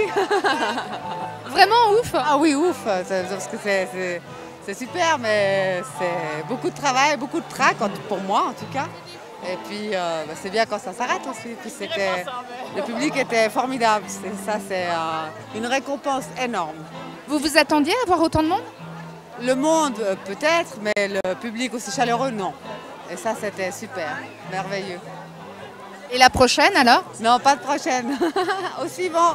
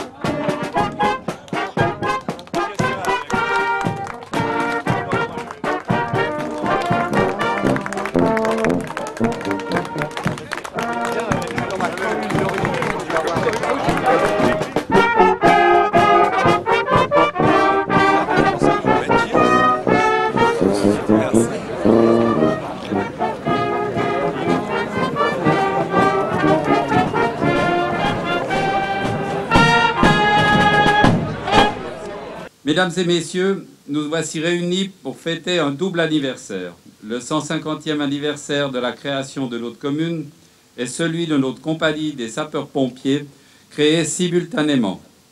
Il est important de rappeler quelques événements et de vous faire partager une partie de l'histoire de Bellevue. Si le village de Bellevue n'existait pas encore au XVIIIe siècle, certaines terres de la commune étaient déjà apparues dans les livres au XIIe siècle. Lorsque Pierre-Alain Caruso m'a demandé si j'étais disposé à venir dire quelques mots à l'occasion de la célébration du 150e anniversaire de la naissance de Bellevue, j'ai accepté pour plusieurs raisons. Tout d'abord, je constatais que c'était après les 2 jours de voyage du Conseil fédéral en terre alémanique et que probablement ça me reposerait un tout petit peu, après avoir dû parler allemand, langue que j'aime beaucoup mais qui est quand même pas la mienne, de pouvoir m'exprimer librement en français dans un milieu que je connais assez bien. Deuxième point, Genève est toujours un... Monsieur le Conseil fédéral, c'est un honneur pour la commune de Bellevue de vous avoir aujourd'hui. Est-ce souvent que vous quittez votre Valais pour venir dans d'autres cantons, en tout cas à Genève? Ah bien, je quitte souvent le canton du Valais parce que, comme vous le savez, j'ai un gagne-pain à Berne et je m'y rends assez fréquemment. À Genève, je m'y rends volontiers. Peut-être pas aussi souvent que je le voudrais, aussi souvent qu'on m'y invite, mais j'y viens volontiers parce que chaque fois c'est une découverte très conviviale. Chaque fois je suis impressionné par le patriotisme genevois aux armes Genève et l'émotion qui s'empare de Genevois classiques en entendant cet appel à la liberté. Je vois que vous buvez une sangria. Est-ce parce que le vin genevois n'est pas aussi bon que le valaisan? Alors c'est pour préparer l'accès au vin genevois. Et maintenant, je vais poser la sangria et boire du vin genevois. Parlons maintenant de nos pompiers, car en 1855, ils étaient 15 pompiers sous les ordres du capitaine Moulin. Le local était situé à la Tuyère, ou Tuileries. Puis, en 1862, il sera déplacé au centre du village et enfin à Port-Saladin. Il reviendra au centre du village en 1948 dans un local commun avec la voirie. Et en 1957, à la route de Collet, puis en 61 à Colovray, 2 hangars construits afin de stocker des remorques à tuyaux, des échelles et du matériel sont réalisés. Le paradoxe, c'est que maintenant, 150 ans après, on s'est remis ensemble avec la compagnie de Collet-Bossy dans le nouveau concept 21 des sapeurs-pompiers. On s'est réassocié avec la compagnie des sapeurs-pompiers de Collet-Bossy, qui est une bonne chose, qui nous permet d'être un petit peu plus performants au niveau des effectifs et autres lors des prochaines interventions qu'on devra faire. Et combien y avait-il d'effectifs en 1855? Alors je crois, si mes souvenirs sont bons, ils en ont parlé d'une dizaine de sapeurs-pompiers en 1855 et à l'heure actuelle, nous, en 2005, on a 23 sapeurs, et, y compris les officiers dans la compagnie. Quelle est l'intervention la plus marquante que vous ayez eu à faire sur Bellevue? La dernière en date, c'est pas si longtemps que ça, il y a 2 mois en arrière, juste derrière l'école, il y a le restaurant Le Cucci où la terrasse a brûlé, où on est intervenu avec le SIS et on est arrivé juste pour donner un coup de main, éteindre l'incendie sur la terrasse. Et le plus gros que j'ai vécu en tant que commandant ici sur la commune de Bellevue, c'est la carrosserie en haut sur la route des Fayards. Ça, il y a 2-3 ans. Pourquoi est-ce que, à mes yeux, je crois dans la réalité, la vie politique communale est si importante? C'est tout simplement parce que la vie politique communale est celle qui est la plus proche du citoyen. C'est là qu'on voit s'épanouir les passions, les intérêts, les qualités et parfois aussi les défauts des citoyens ordinaires que nous sommes tous. C'est là qu'on est le plus proche de la réalité. Les grandes théories politiques ne servent pas à grand-chose. À la fin, il faudrait résoudre des problèmes de bruit, des problèmes de société, des problèmes de voisinage, des problèmes d'équilibre financier. Et c'est là qu'on a... Mais je crois que de façon générale, c'est ça la vertu des communes, c'est-à-dire de collectivités qui sont suffisamment petites pour que les gens se connaissent, pour que les institutions soient proches des citoyens, et peut-être au fond qu'en ville de Genève, avec la taille maintenant qu'a la ville de Genève, on devrait retrouver un modèle un peu comme à Paris on l'a fait, c'est-à-dire avec des systèmes d'arrondissement qui permettent de redécouvrir une proximité entre les autorités et les citoyens. Et d'ailleurs, on va, je trouve, fortement dans ce sens avec toutes ces fêtes de quartier qui s'organisent actuellement en ville de Genève. Pour moi, la commune restera l'entité la plus proche du citoyen. Et plus on fusionne de communes, plus on a le risque de s'éloigner de la réalité des choses. Et je suis, je dirais, très étonné, par exemple, de ce qui se passe en ville de Genève aujourd'hui. Moi, je ne crois pas aux très très grandes communes. Ça devient des entités qu'il faut subdiviser obligatoirement. Alors après, qu'est-ce qu'on arrive? On arrive à des organisations de quartier. Donc je crois que la meilleure solution, c'est de garder la dimension des communes la plus proche, je dirais, du citoyen et de faire beaucoup plus des groupements de communes ou des associations de communes, voire des syndicats de communes pour faire certaines tâches et les réaliser. 150 ans. Quel bel anniversaire. Aucune femme, aucun homme ne peut parvenir à un tel âge. Seules les sociétés peuvent y parvenir et transcender dans la durée la vie des êtres qui les composent. Nous, les bellevistes, sommes aujourd'hui heureux et fiers de fêter les 150 ans de notre commune, 150 ans qui sont notre histoire collective, même si aucun d'entre nous ne l'a vécu dans sa totalité. Monsieur Boutineau, donc aujourd'hui, c'est rare aussi de voir le Conseil d'État genevois incorporé assister à une cérémonie. Qu'est-ce que ça représente pour vous, votre présence, une présence sympathique, bien entendu? Moi, je suis très heureux, évidemment, qu'on ait pu être là au Conseil d'État au complet, parce que c'est une belle manifestation qui n'est pas qu'officielle, mais qui est aussi conviviale. Comme vous le voyez, tout le monde est heureux d'être là, de se rencontrer, de parler, d'échanger. C'est une heureuse occasion pour que les bellevistes se retrouvent et qu'ils connaissent aussi par la même occasion tous les magistrats d'autres communes ou les magistrats cantonaux qui sont venus. C'est aussi une demi-journée de détente avant ce qui vous attend cet après-midi. Là, on a déjà commencé ce matin. C'est une petite pause dans la longue discussion budgétaire. Effectivement, petite pause bienvenue. On vous souhaite beaucoup de chance pour arriver à boucler le budget de l'État de Genève. Merci. Plus difficile aujourd'hui de rassembler les 7 conseillers d'État à cette cérémonie? Non, c'était une très très grande facilité. Pour une raison simple, c'est que d'abord ils avaient envie de venir à votre anniversaire et ensuite ils étaient ensemble. Donc le côté pratique d'être ensemble à un seul endroit, à un moment donné, facilite beaucoup les choses, c'est-à-dire qu'ils n'ont pas pris d'autres engagements. Donc le fait de venir ici, je crois que c'était un réel plaisir pour l'ensemble du gouvernement. Est-ce qu'il y a eu des précédents? C'est assez rare, effectivement, que pour un anniversaire important d'une commune, il y ait un conseil d'État incorpore. Vous avez eu une chance liée à une manifestation connexe du gouvernement, liée à ces réflexions budgétaires qui ont facilité aussi les choses. Un petit brin de vanité aide à vivre. J'ai un copain qui, lorsque on a fait un peu la fête le soir et qu'on est rentré à 2 ou 3 heures du matin, lorsqu'il se lève le matin pour faire un peu de marche en montagne, dès que le soleil apparaît, il rayonne de bonheur parce qu'il a le sentiment que le soleil se lève pour lui. Je ne lui ai jamais contredit parce que ça le rend agréable. Un tout petit brin de vanité rend agréable les gens. Et un tout petit brin de vanité communale rend agréable la vie dans une commune. Vous avez raison de célébrer Bellevue, vous avez probablement raison de dire après un tout petit peu de mal de vos voisins, et vous le rendront bien à une autre occasion. C'est quelque chose qui bâtit la personnalité d'une région. Encore faut-il ne pas exagérer. Tout le monde sait que... Fêter une commune, pour moi, c'est vraiment le véritable rôle d'une présidente du Grand Conseil.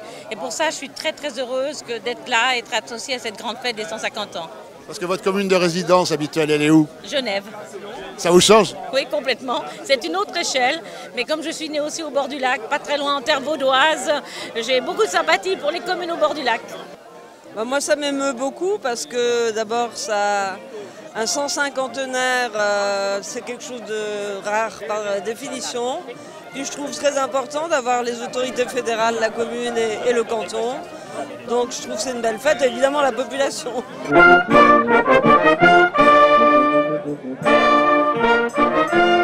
n'y a pas de service d'ordre, pourtant vous êtes responsable du service du département de justice et de police, sauf erreur de ma part. C'est rare et c'est sympathique à la fois. Ah ben je préférerais qu'il n'y en ait jamais besoin, à tout vous dire, parce que je pense que une société responsable et conviviale devrait ne pas avoir besoin d'être sous contrôle et surveillance. Alors je dirais que c'est un peu l'idéal et en tout cas c'est plutôt ma vision des choses. Ce qui m'a donné pour moi une très grande richesse, une très grande connaissance, c'est véritablement la présidence de l'association des communes. Parce que j'ai pu voir les petites communes, les communes riches, les communes moins fortunées, les communes de cette magnifique campagne genevoise qu'on n'arrête pas d'admirer. Donc véritablement chaque commune, je le disais, a sa personnalité. Chaque commune a un rôle à jouer important dans cette communauté genevoise et lémanique, disons-le. Et c'est vrai que des manifestations, c'est dans une commune qu'on voit tout le bénévolat qui existe. Et ce bénévolat est d'une richesse extraordinaire. Parce que si l'État, les communes ou la Confédération devraient payer tout cela, on n'arriverait certainement pas à boucler le budget.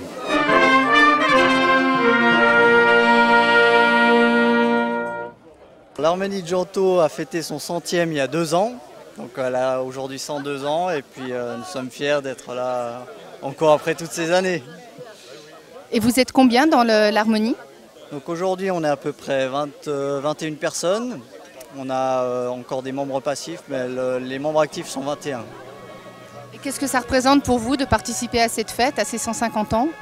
Alors c'est pour nous une occasion déjà de nous montrer au public, c'est vrai qu'on travaille toute l'année pour faire ça, donc pour nous c'est la possibilité de faire des prestations devant tout le monde, nous faire plaisir et de vous faire plaisir. Et en plus, bon, le 150e est une occasion de plus rêver, on va dire. C'est une belle association Gentot-Bellevue en fait, cette Harmonie. Oui, tout à fait, donc on se produit essentiellement sur Gentot-Bellevue. On a la possibilité également de produire sur Coleb-Bossy ou Chambézy qui sont également des membres passifs et qui nous subventionnent également. C'est la musique en fait qui réunit les gens. Exact. Et les gens et les mœurs, c'est tout le monde.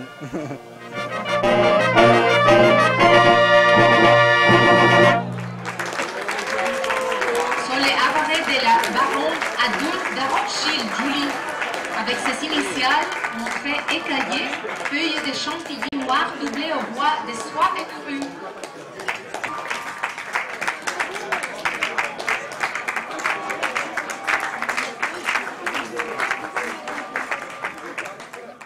Once you stop, then just turn around and look out. Look at people anyway. And then when the models are ready to leave, they go onto the boat, you will just simply follow them and then we will go off. Walk. Après la victoire des Genevois contre les Savoyards, les soldats ont bien combattu pour que Genève devienne indépendante, mais la vie a continué d'être dure. Musée d'art d'histoire de Genève. Vous portez un costume de quelle époque? Alors de 1900 et c'est celui de mon arrière-grand-mère. Voilà, ma maman l'a porté, ma grand-mère l'a porté et maintenant c'est moi. C'est magique ça, c'est super. Et vous êtes de Bellevue hein? Non, moi je suis de Aubonne dans le canton de Vaud. C'est de la collection de la baronne Maurice de Rothschild. Et quels sont les mannequins? D'où viennent-ils? Oh là là, nous avons de tous les pays vraiment. Nous avons je crois qu'un de Suisse, quelques Italiens, Brésiliens, Suédoises, Américaines aussi. Je crois que ça c'est tout. Ouais. Ils sont tous résidents de Bellevue? Non, il y a 2 qui sont d'ici, les autres sont colonies, moi, Vendeuvre, de différentes parties, mais sont des personnes qui ont la figure. Et il y a 3 qui travaillent à Webster, il a commencé tous à faire les recrutements à Webster. Ils sont des professeurs et des étudiants à Webster. Et qu'est-ce que Webster, une université, je crois? Oui, c'est l'université ici, c'est justement au milieu. Je crois qu'il y a une division, c'est demi à Gentot et demi à Bellevue. Et c'est pour ça qu'ils participent dans cette manifestation. Et un but Donc il y a un mélange des cultures, un mélange des costumes dans l'époque, ouais. Et donc aussi un mélange des âges. J'ai vu qu'il y avait des tout petits et des dames plus âgées. Oui. Parce que les choses, c'était que les costumes sont donnés pour différentes personnes d'ici, de Bellevue. Et il y a aussi des costumes, des pièces de musée. Ils ont choisi des personnes qui rentrent dans les personnages. C'est pour ça qu'il y a des personnes très vieux. Il y a des enfants de l'école d'ici, de Bellevue précisément, qui veulent participer. C'est vraiment un effort de la communauté complète. Moi, j'adore ça.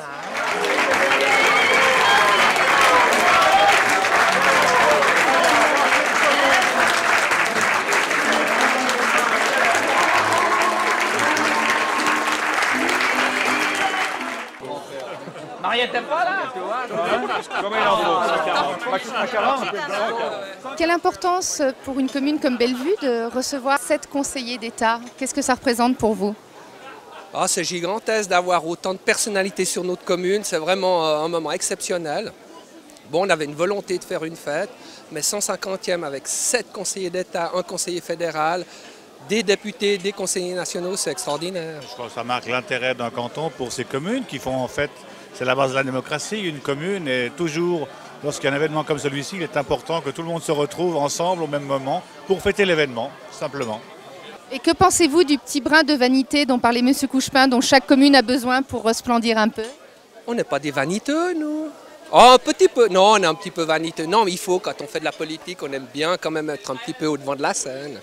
Mais, et puis, il en faut, je pense, pour faire de la politique. Mais M. Couchepin, je pense qu'il a bien résumé la situation.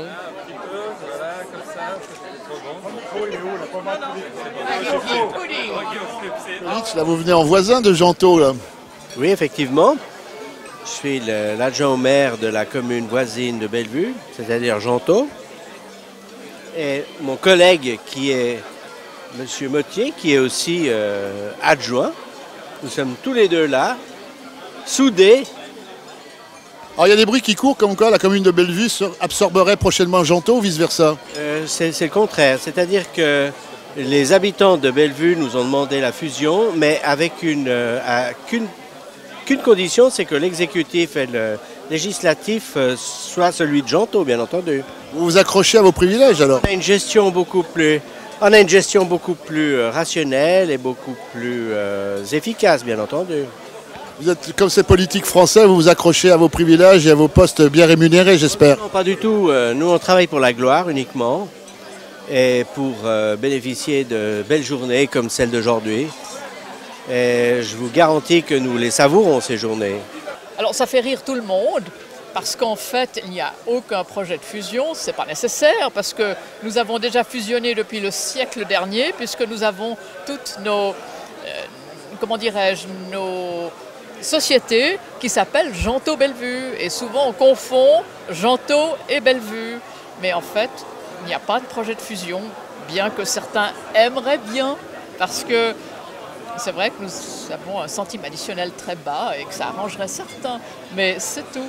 On collabore et je crois que c'est important de collaborer dans la vie, on vit ensemble et puis c'est très bien comme ça.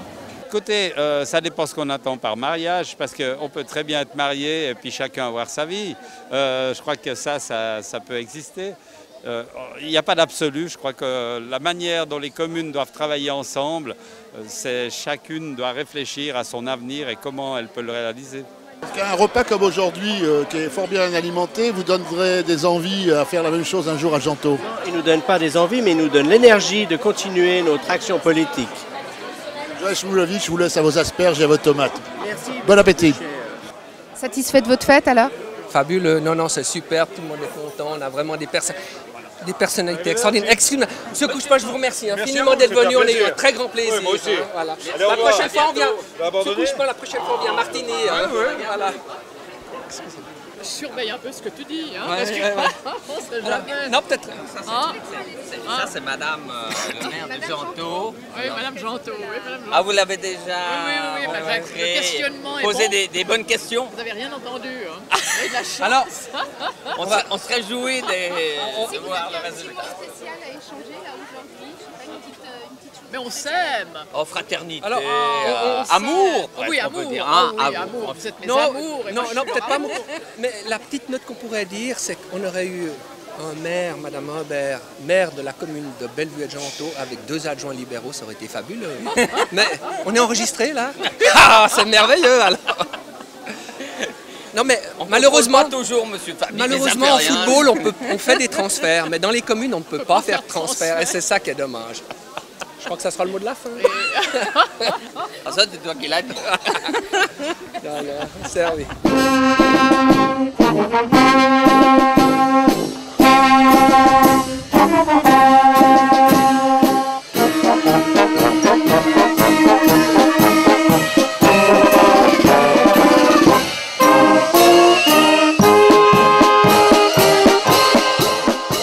Souvenir de vos propres promotions lorsque vous étiez enfant, monsieur le maire?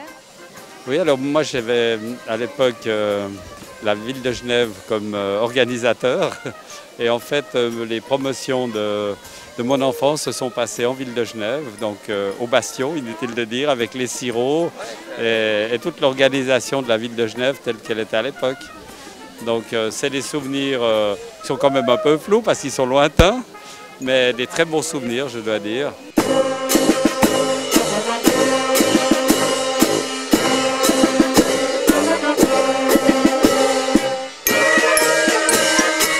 Pour revenir à la matinée d'aujourd'hui, quelle a été l'importance d'avoir 7 conseillers d'État à Bellevue? Qu'est-ce que ça a représenté pour vous? Alors écoutez, pour moi, je crois que c'est un événement extraordinaire parce que c'est vraiment les circonstances qui ont fait qu'on a bénéficié de la présence de ces 7 messieurs et les dames. Et je dois dire que c'est assez extraordinaire pour une commune comme Bellevue de pouvoir accueillir 7 conseillers d'État.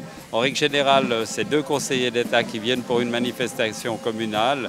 Et là, vraiment, on a bénéficié d'une aura extraordinaire pour avoir les 7 conseillers d'État.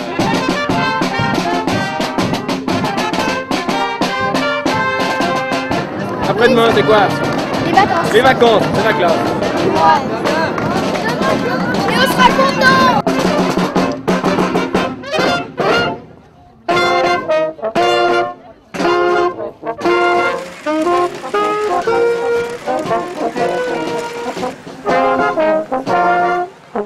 Qui est-ce qui offre le rosé sur le parcours du cortège des promotions? La société de sauvetage de Bellevue, Janto. Et vous réunissez combien de membres? On a une 50aine de membres.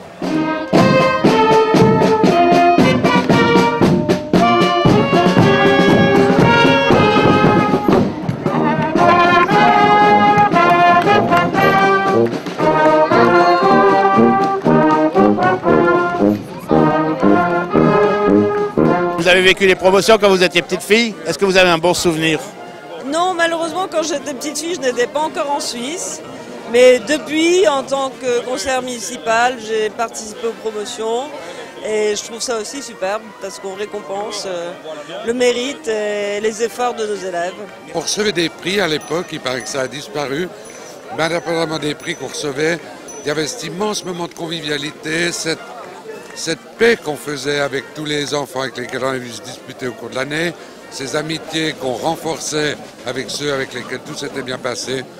C'était un moment fantastique et un moment qui offrait l'été, si j'ose dire, à l'ensemble des classes et des parents d'ailleurs.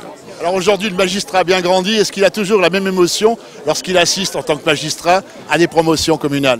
Oui, tout à fait. Hier soir, j'étais dans une autre commune pour fêter les promotions, faire le défilé avec les enfants. C'est un moment absolument merveilleux, plein de tendresse, plein de chaleur, plein de lumière. Vraiment, c'est une coutume à ne jamais entamer.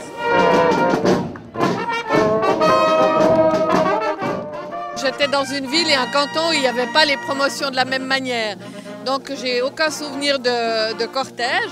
En revanche, j'ai souvenir que certaines écoles le faisaient quand même et qu'ils avaient comme ici d'ailleurs, des sirops de grenadine et que c'est finalement ce dont on parlait le plus. Alors pour y avoir pas participé, c'est ce que j'ai le plus envie aux promotions, c'était le sirop de grenadine. Est-ce que la petite Martine Brunswick, quand elle était petite fille, était contente de partir en vacances? J'aimais beaucoup les vacances et je vais vous dire pourquoi. Parce que j'adore lire et que ma mère m'avait chargé pour mes 7 frères et sœurs d'aller choisir tous les livres qu'on prenait en vacances dans un chalet. Alors j'allais à la bibliothèque cantonale, je remplissais une caisse entière et je lisais pendant les vacances et j'adorais ça.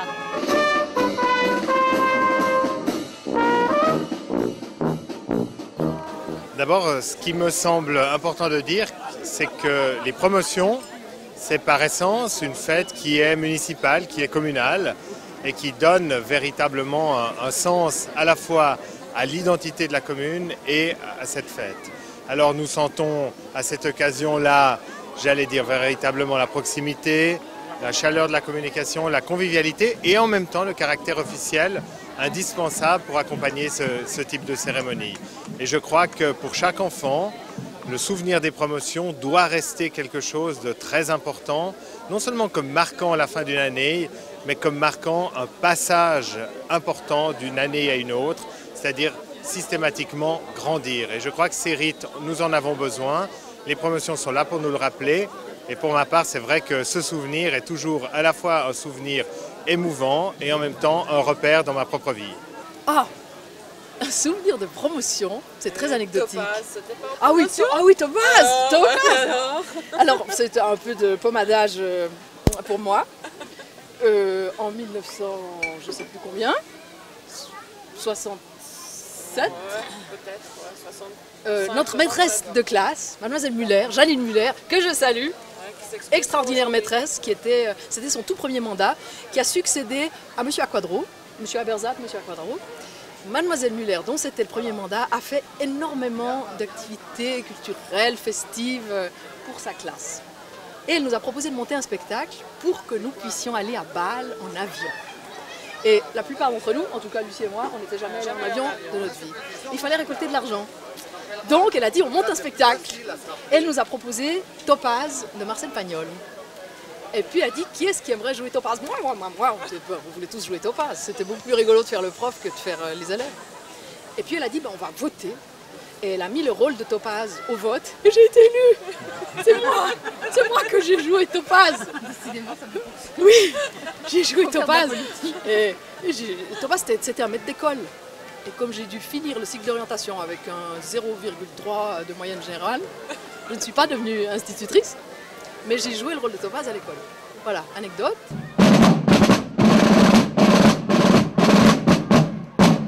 Il y avait surtout cette très jolie fête après les promotions. Alors à Meyrin, c'était autour de l'école, qui était dans un grand parc.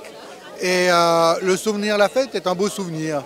Mais au fond, je crois que ce souvenir doit correspondre à ce que bien des écoliers ont un peu partout dans le canton. Alors moi, je ne les vivais pas parce que j'étais à ce moment-là au Tessin, je suis né au Tessin. Par contre, j'ai vécu pendant 10 ans ou 20 ans, un peu plus, 25 ans les promotions dans ma ville, là on est, et je les ai vécues hier soir. Alors tenez-vous bien, hier soir, c'était mes dernières promotions en tant qu'élu et les premières de mon petit-fils. On a fêté les deux ensemble, en buvant lui un sirop et moi un bon verre de vin chaudnois.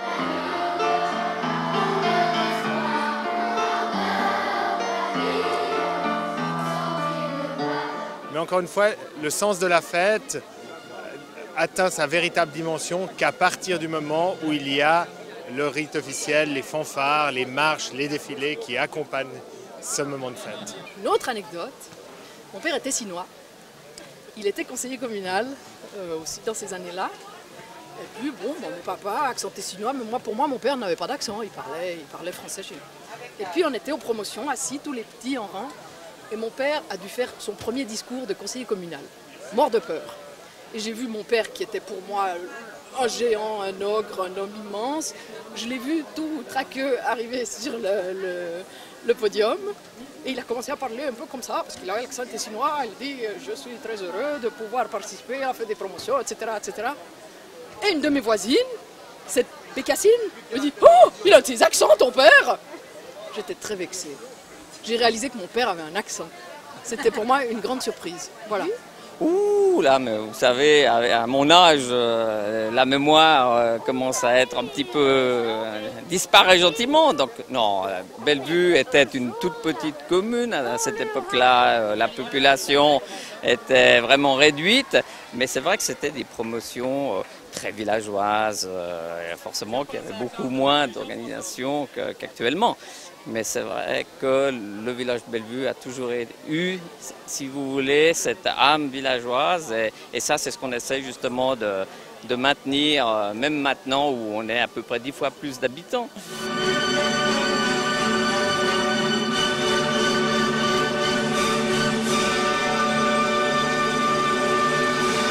Madame Kestine, une semaine après l'ouverture de l'exposition, quels ont été les retours?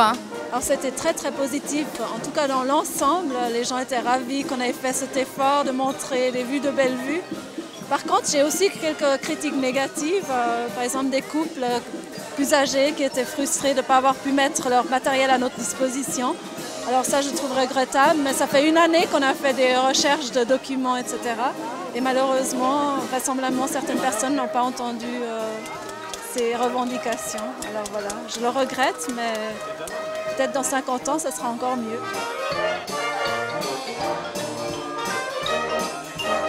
Et est-ce que les bellevistes ont fait preuve de beaucoup d'imagination pour Bellevue dans 150 ans? C'est surtout les enfants qui se sont exprimés, mais il y a quelques clins d'œil qui sont assez amusants, oui. Il faudrait peut-être retourner les voir.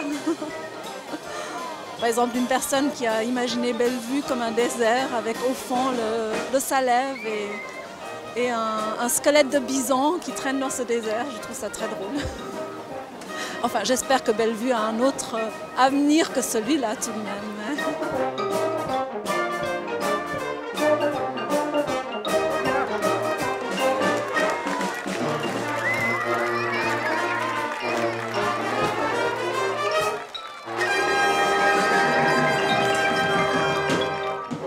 Toujours heureux d'être président de cette fête alors? Oui, quand on prend une charge, j'assume jusqu'au bout. Après, je ne dirais pas que je vais en organiser une l'année prochaine, mais j'ai eu beaucoup de plaisir, c'est un challenge et puis en même temps, c'est vrai que c'est une réalisation. C'est vrai que quand les choses ne se passent pas bien, mais après, quand on peut être frustré de quelque chose qu'on a donné beaucoup de temps, c'est vrai que c'est pas très agréable, mais c'est pas le cas. Vas-y, le meilleur. C'est pas le meilleur. Ah Marcellus, tu vois, je te fais des raclettes. Et Dieu, il est où, Dieu?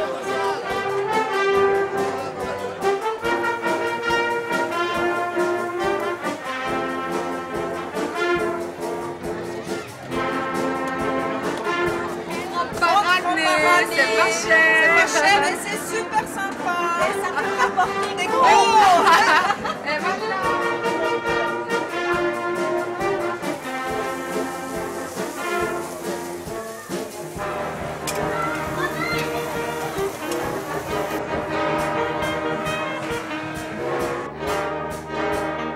Alors, Madame Biret, vous pouvez nous parler un peu de votre fonction à Bellevue?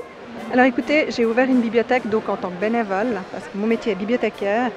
Et comme mon mari s'est installé il y a 20 ans, je l'ai suivi pour l'aider. Et j'avais quand même envie de retrouver mon métier. Donc il y a 10 ans, la commune elle cherchait une personne pour s'occuper donc de la bibliothèque qui avait déjà existé à l'époque, mais qui avait été donc interrompue. Et j'ai proposé mes services en tant que bibliothécaire et je m'occupe d'une bibliothèque pour enfants. Parce que c'est vrai qu'en tant que bénévole, on ne peut pas faire du plein temps, c'est difficile. Alors j'ai une bibliothèque qui est en sous-sol de l'école là. Et maintenant, j'ai plus de 2500 livres et j'en ai 1200 qui sont informatisés parce que la commune, elle m'a offert l'informatique.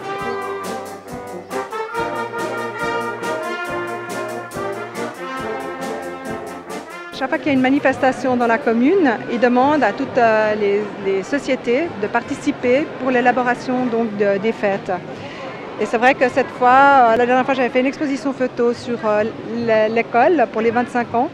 Et j'avais envie de m'occuper des jeunes. Parce que c'est vrai que quand ils avaient fait leur fête la dernière fois, c'était pas très bien réussi. Et puis j'ai proposé de les coacher. Et je suis très contente parce qu'ils se sont donné beaucoup de peine, avec beaucoup de sérieux. Ils ont aussi suivi des comités. On a fait nos comités aussi propres entre nous pendant 2 ans. Et on aboutit, ils ont fermé le kiosque, ils sont sérieux, ils sont tous là. Malheureusement, on n'est pas toujours bien desservis parce qu'il y a d'autres jeunes qui viennent d'autres communes et puis qu'en fin de soirée, qui ont envie d'un peu d'ennuyer. Donc c'est un petit peu ennuyeux pour les jeunes qui se sentent un petit peu blessés. Parce qu'on dit toujours que c'est de leur faute, puis finalement, ce n'est pas forcément de la faute de ceux qui organisent. Hier, nous avons eu 2-3 petits problèmes. En particulier, des bagarres qui ont eu lieu sur la place du bar des jeunes, des bastons. Ces bagarres, heureusement, se sont assez bien terminées, mais quelques protagonistes ont souffert de quelques petites blessures. J'ai dû entre autres suturer un jeune homme qui avait une blessure à la lèvre. À part ça, il existe quelques attardés très fatigués dont il faut s'occuper pour les rentrer chez eux. Mis à part ces incidents, la fête s'est globalement bien passée? Oui, je pense aujourd'hui les Samaritains qui ont leur local dans la vieille école, ici en bas, pour aujourd'hui, en tout cas jusqu'à maintenant, n'ont pas eu grand-chose à faire en fait.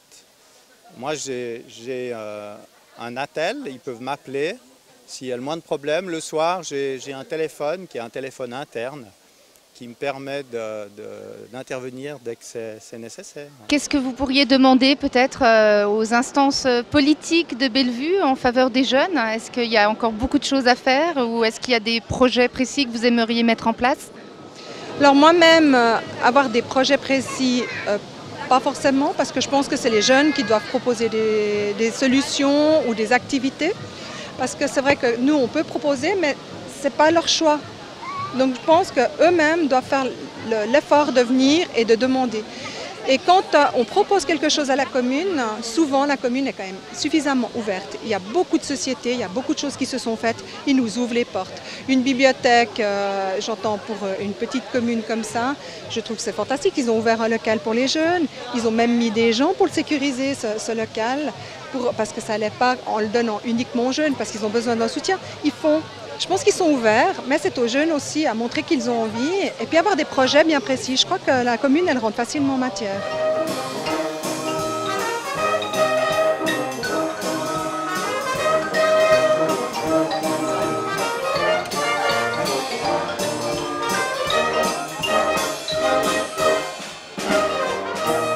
Je vois que vous êtes en costume de danse.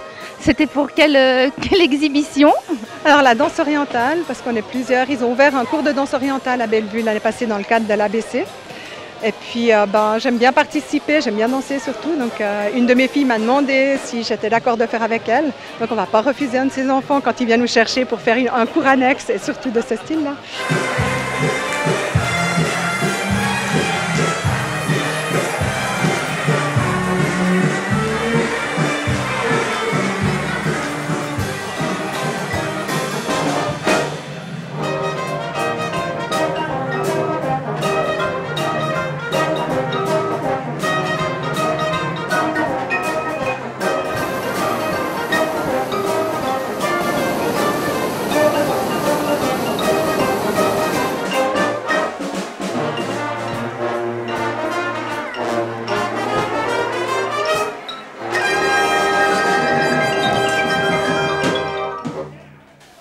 C'était de plus ou moins gérer l'infrastructure du site avec tout ce qui va avec, donc l'implantation, la décoration entre guillemets, en tout cas la décoration de la route, les commandes des boissons, voilà. Et ça a commencé il y a combien de temps? Certains vous diront pas assez, moi je dirais peut-être même trop maintenant parce qu'on est à la fin, mais en 18 mois à peu près. Combien de personnes ont été mises en œuvre pour organiser cette fête, que ce soit professionnelle ou bénévole? Ça fait un total de combien? Pas la moindre idée, mais en tout cas je pense qu'on a tourné, si on prend toute la période, une centaine de personnes. L'association des parents d'élèves de Bellevue a été créée il y a bien des années, en même temps que le restaurant scolaire d'ailleurs. C'est un peu le même groupe de personnes qui a créé ensemble. Et moi j'ai repris seulement depuis une année. Nous avons beaucoup d'activités. Nous présentons par exemple au mois de septembre la semaine de la pomme. Donc on donne des pommes à manger aux enfants pendant les récréations, pendant une semaine.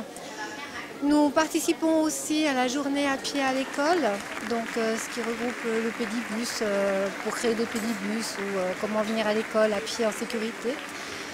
Nous participons aussi à la journée d'escalade en offrant la soupe aux enfants, donc on prépare la soupe toute la journée et on l'offre l'après-midi aux enfants, la récréation. Quelle est l'importance d'une fête comme celle-ci aujourd'hui pour une commune comme Bellevue? Regrouper surtout les nouveaux habitants, c'est-à-dire les faire connaître la commune, leur faire connaître les anciens habitants, et puis se retrouver autour dans l'ambiance festive que ça peut engendrer. Et oui, faire connaissance de tout le monde, quoi, surtout. Et participer à la vie de la commune. La difficulté de cette fête, c'est qu'une partie donc, de l'organisation a été prise en charge par le comité du 150e, l'autre justement par la mairie. Et à ce niveau-là, à un moment donné, certaines organisations, ça se croisait un petit peu. Et puis il a fallu un peu booster les gens, il a fallu demander aux gens d'être présents. Et puis à chaque fois qu'on a demandé à quelqu'un de faire un effort, il l'a fait. Et comme je l'ai dit tout à l'heure, donc vraiment tout le personnel communal et bien entendu aussi tout le comité d'organisation du 150e, les bénévoles et puis tous ceux qui ont travaillé pour cette fête sont à remercier. Cette fête, je pense, pas seulement pour moi, mais je pense aussi beaucoup pour les nouveaux habitants. C'est une fête qui leur permettra d'apprendre plein d'éléments très importants sur l'histoire de leur commune. Entre autres, d'autres choses, par exemple, lors des promotions des enfants, le nom des quartiers, hein, je pense qu'il y a pas mal de quartiers. Donc au fond, c'est une fête qui, tout en étant une commémoration, est aussi, à mon avis, une ouverture pour les nouveaux habitants qui leur permettent au fond de mieux s'intégrer, de mieux connaître cette commune. Et comment imaginez-vous Bellevue dans 150 ans pour les enfants de vos enfants? J'espère aussi agréable à vivre que maintenant, mais oui, aussi agréable à vivre.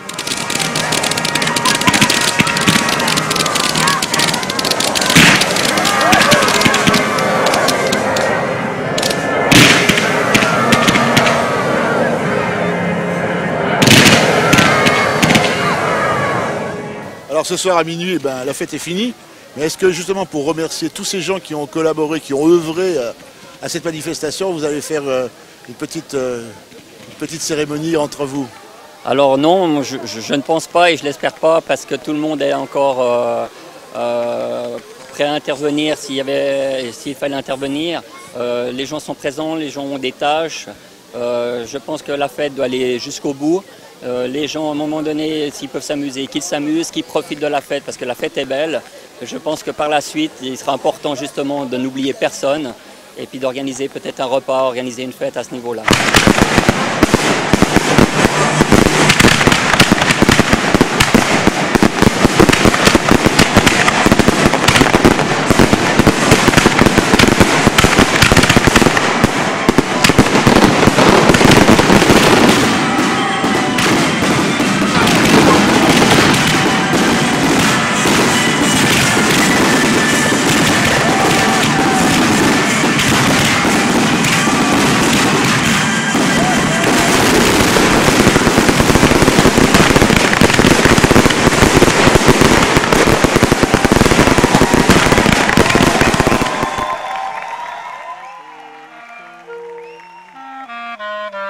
Certes des écoles, des places giratoires, intègre ton territoire.